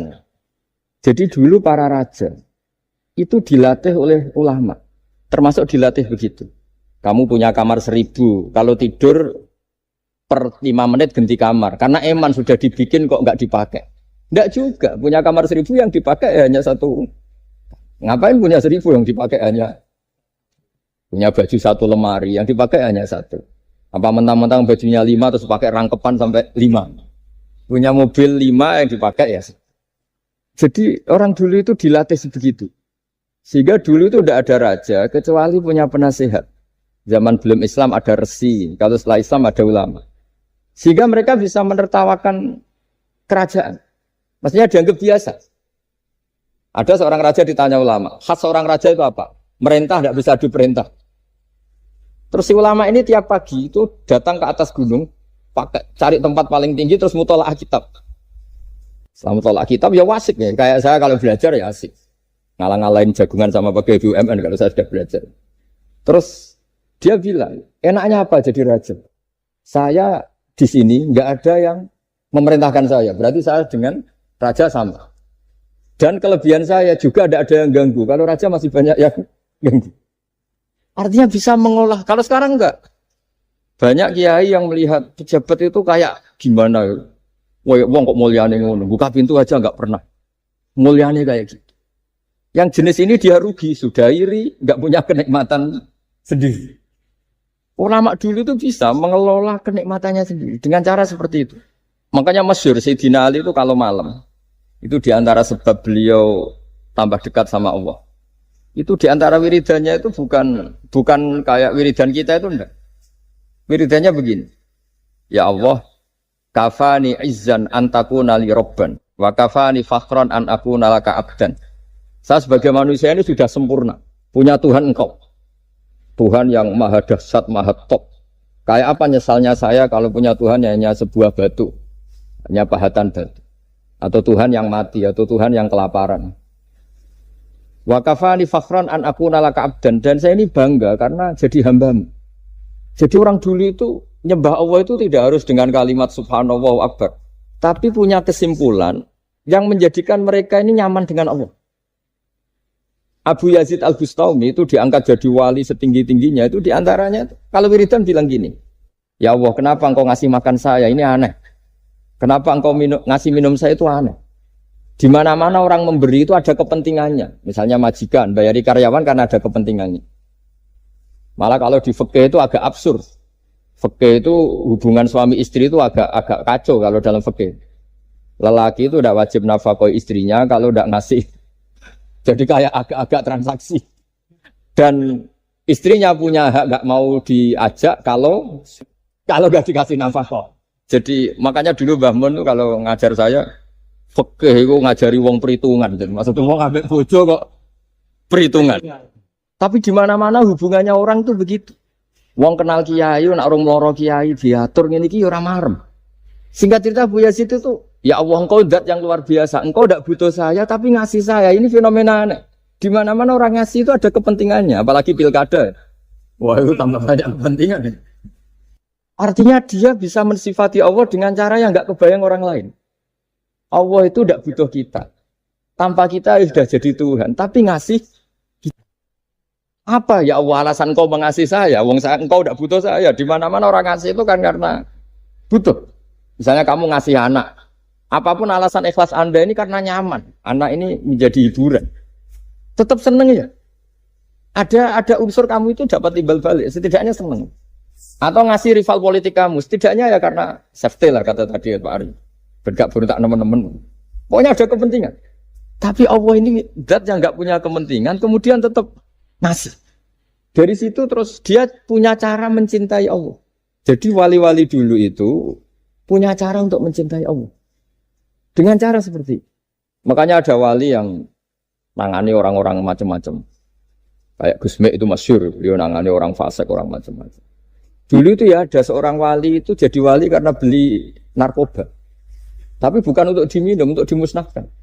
Tapi kalau sekarang nggak mungkin karena narkoba harganya sudah miliaran, triliunan. Kalau dulu mungkin. Jadi ceritanya itu kampung dulu kan terpisah-pisah oleh gunung, oleh apa. Singkat cerita si wali ini setiap ada bandar narkoba dulu pakai Homer. Homer kalau dulu arak. Dibeli sama dia. Dibeli terus setelah agennya pergi dilarungkan pokoknya dibuang. Begitu terus. Suatu saat si pengedar narkoba ini heran. Kampung situ itu selalu tak kirimin Homer kok gak ada yang mabuk. Tapi dibayar cash. Malah masih orang ini meninggal wangi. Ternyata dia tidak ingin kampungnya itu mabuk. Sehingga dicegat di jalan supaya Homer ini tidak sampai ke kampung. Nah, sekarang kan tidak mungkin narkoba semahal itu. Tapi apapun itu kembali ke ulama dan umaro. Alhamdulillah di Indonesia itu ulama ya mati-matian supaya generasinya tidak terlibat narkoba dengan cara ditakutkan neraka. Umarok juga melakukan itu dengan cara ditakutkan penjara. Ini yang kita sama-sama ulama wal umarok apa? Tahu aman. Kita kerjasama dengan kapasitas masing-masing. Jadi penting sekali ngaji seperti ini supaya kita tahu bahwa khazanah-khazanah kita tentang dekat sama Allah itu macam-macam. Ini khusus ijazah ini sama Pak Bima Pak Arya itu. Dulu Kiai Hamid Pasuruan terkenal wali. Dan di antara wirid dan dzikrul wal filin ada beberapa kata yang dari Kiai Hamid. Jadi dzikrul wal filin itu kalimatnya utamanya dari Gusmi, Mbah Ahmad Siddiq, tapi ada beberapa kalimat yang dari Kiai Hamid Pasuruan. Saya tahu banyak lah karena bapak saya juga temannya Gusmi dan mbah saya kandung sepupu sama Mbah Hamid. Itu kalau ada orang sepuh-sepuh Pak Bima kayak jenengan Pak Aryo disuruh ngapalkan Quran. Ya mereka protes. Masa saya hafal, Pak? Sudah lah pokoknya ngapalkan. Ada yang 2 juz mati, 1 juz mati.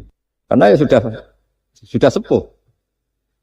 Suatu saat ada ulama yang tanya, kenapa Pak Hamid?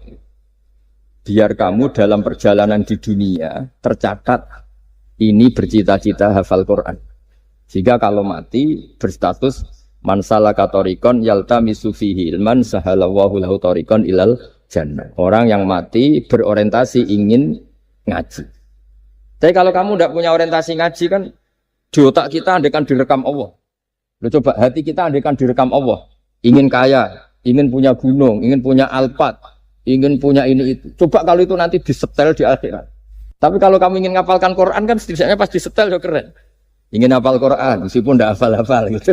Ingin hafal itu tapi meskipun nanti kalau malaikatnya drengki ditambahin meskipun. Tapi insya Allah malaikat tidak ada yang drengki. Tapi andaikan kita nanti tidak punya cita-cita ngaji, itu rekaman kita hanya itu. Ingin mapan, ingin kaya, ingin menguasai dunia. Betapa malunya kita kalau rekaman itu kita dengar di depan Allah. Padahal nanti niat ini yang dihitung. Faman kanat hijratuhu ilallah wa rasulih, fa hijratuhu ilallahi wa rasulih. Orang yang orientasinya hijrah. Hijrah itu meninggalkan yang buruk menuju yang lebih baik. Hanya untuk Allah dan Rasul, maka ya dihitung ke sana. Jadi misalnya Pak Bima, Pak Aryo ngapalkan Quran, hafal-hafalnya. Tapi berarti perjalanannya ini mencari ridhonya Allah, itu ditulis. Tapi kalau kita orientasinya ingin mapan, ingin sejahtera, ya ditulis. Ini ingin punya rumah 2, ingin punya rumah di berbagai provinsi. Ini coba kalau itu nanti direkam. Terus ditanya Allah, inginnya kamu apa sih di dunia? Dan itu bisa menjadi status kita. Ngeri kan? Kita ketemu Allah dengan status tidak pencari Allah dan Rasul, tapi pencari kemapa? Itu cara Mbah Hamid untuk mendidik supaya orang itu orientasinya kepada Allah dan Rasul. Disuruh ngapalkan. Ini Pak Aryo cerita, bapaknya hanya disuruh ngapalkan apa? Rabbana dalam urusan. Itu semalam nggak hafal. Dan alhamdulillah nggak hafalnya ditiru anaknya. Susahnya kemarin pas ngaji sama saya di kamar saya, saya punya kantor di depan rumah saya. Ya nggak hafal. Bener-bener konsisten. Jadi dulu bapaknya itu ketemu Gus Mek di hotel, dia diajarin semalam nggak hafal. Akhirnya hafal lagi. Ya, tapi nunggu sekian tahun mungkin. Jadi yang penting, jadi ulama dulu itu pinter cara menuntun umat menuju Allah dan Rasul. Diajarin. Akhirnya ada dzikrul hafilin. Penting orang itu menuju Allah dan Rasul. Setidaknya kalau direkam itu nanti saya ingin ya Allah dapat ridhomu. Kalau malam ilahi anta matlubi, wa ilahi anta matsudi wa ridhoka matlubi. Meskipun semalam hanya dilafatkan sekali, tidaknya Allah mencatat, ya Allah engkau yang kami cari, ridhomu yang kami cari. Kalimat itu kalau terulang-ulang itu menjadi mental dan lama-lama jadi status. Daripada sebelum tidur, kapan ya sugih. Jare Pak Bima kapan gak jadi anak buah. Kok nanti yang menteri ya mikir, semoga gak kena reshuffle. Gitu terus pikirannya. Nah ini kan kalau ngaji saya menyinggung, yang salah ada saya, sing ngongkon ngaji sopo. Saya makanya saya santai saja. Sampean kecewa malah bagus karena ndak ngel-ngelo saya lagi. Saya dalam hal ini itu anut mazhabnya Imam Syafi'i. Imam Syafi'i itu saya punya kitab namanya Diwanus Syafi'i. Itu kalau orang ndak senang tuh paling bagus menurut saya.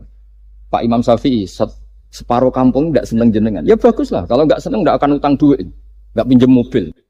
Wong ndak senang itu kan nggak mungkin pinjam uang. Saya pernah ketemu seorang bupati cerita ini. Nggak perlu saya sebut. Bupati aktif. Setelah saya cerita ini, terus Gus saya ingin ketemu jenengan 4 mata. Setelah ketemu saya lucu.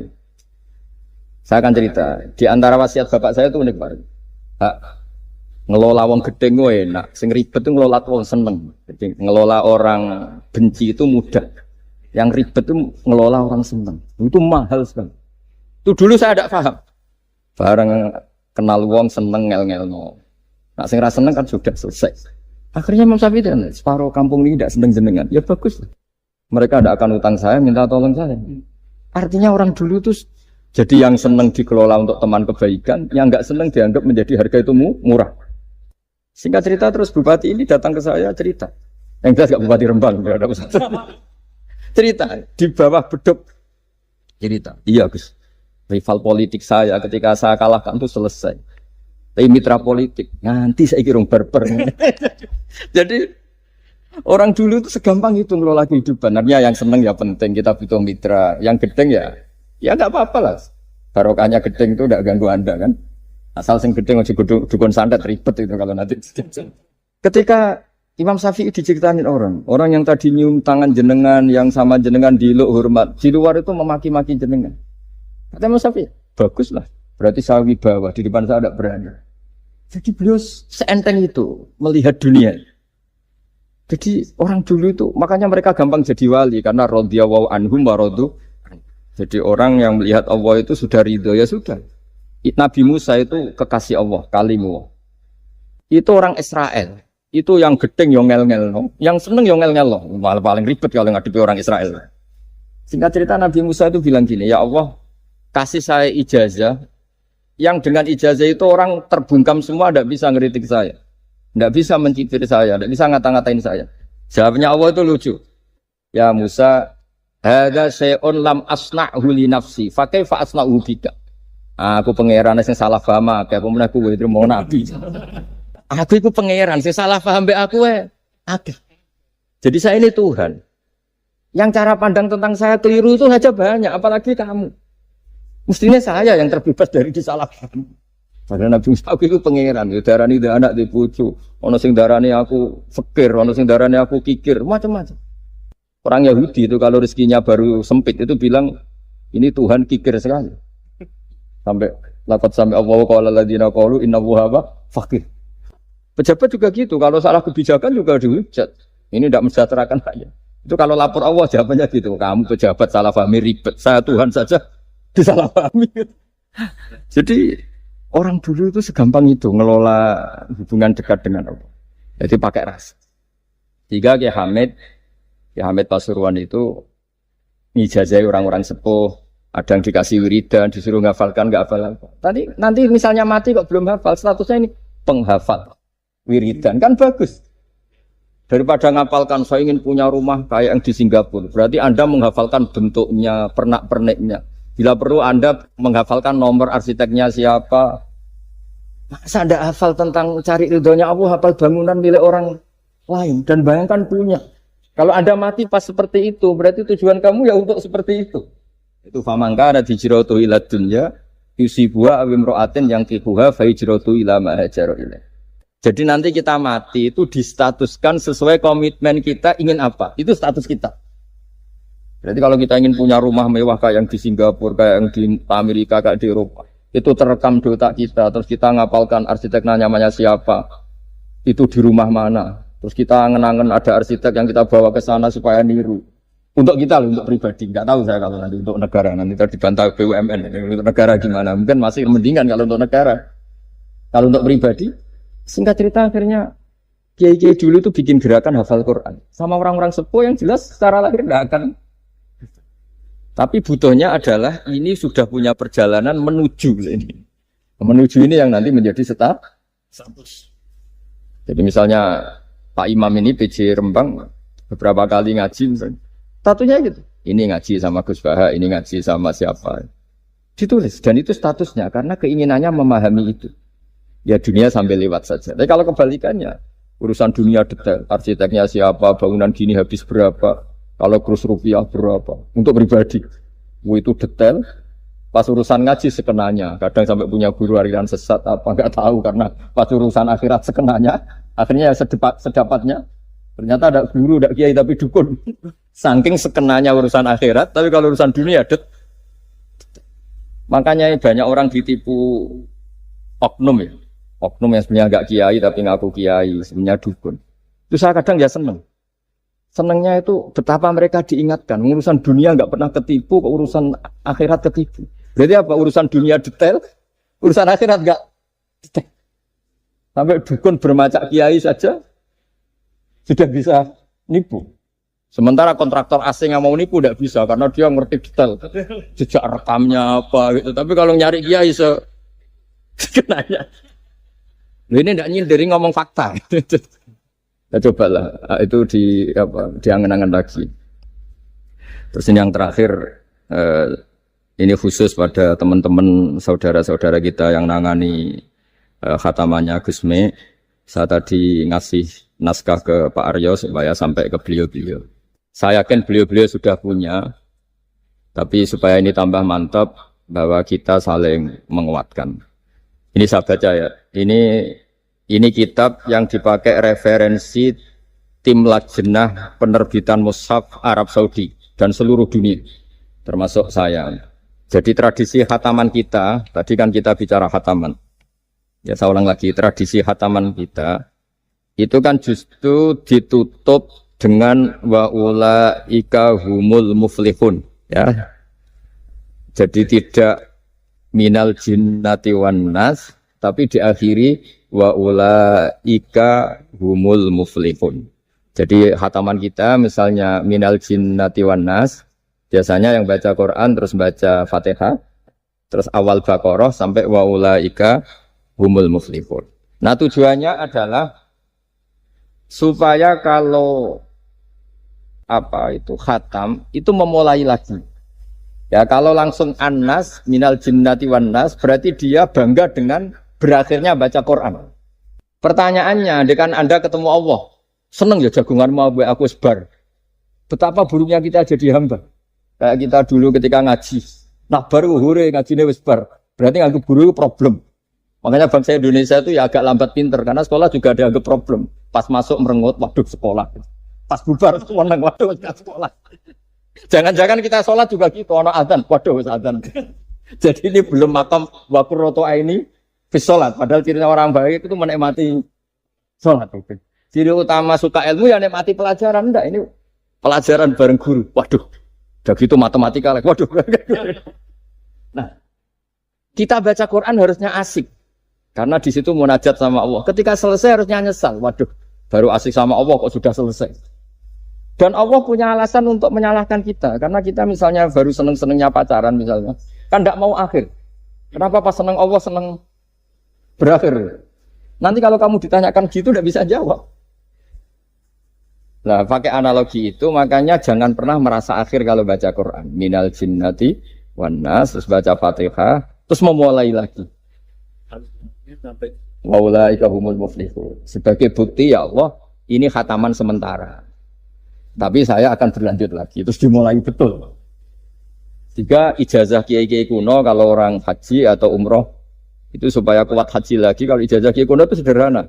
Disuruh ngomong gini, Ka'bah, ini saya mau pulang, nilai rumah. Nanti kesini lagi. Kayak gitu. Sudah pulang.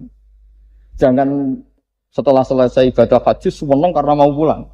Berarti ibadah dianggap problem, rumah dianggap segala-galanya. Jadi itu ada filosofinya. Nah, ternyata tradisi seperti itu mudawan. Mudawan itu dibukukan. Ya, saya baca ini di kitab Ghaithun Naf'i, karangan Imam Waliullah As-Sofakusi. Saya baca saja. Nanti yang ngerti bahasa Arab biar diartikan sendiri, yang nggak ngerti nanti saya bantu. Takmilun. Nah, ini khusus para hafid tadi yang ikut khataman, mohon didengarkan. Takmilun. Fi masaila tata'allaku bil khotmi. Al-ula sabatan nasu anil maki minirawatil bazi wa kumpul wa ghairihima annaman qara'a wa khotama ila akhirin nas qara'a al-fatihata ilal muflihun min awalil baqarah wasa al-amalu bihada fi sairi biladil muslimin. Jadi mulai dulu kalau orang khataman itu ya An-Nas, Fatihah, terus wa ulaika humul muflihun. Dan cara seperti itu wasa al-amalu bihada fi sairi biladil muslimin. Semua negara dunia ya sama seperti ini.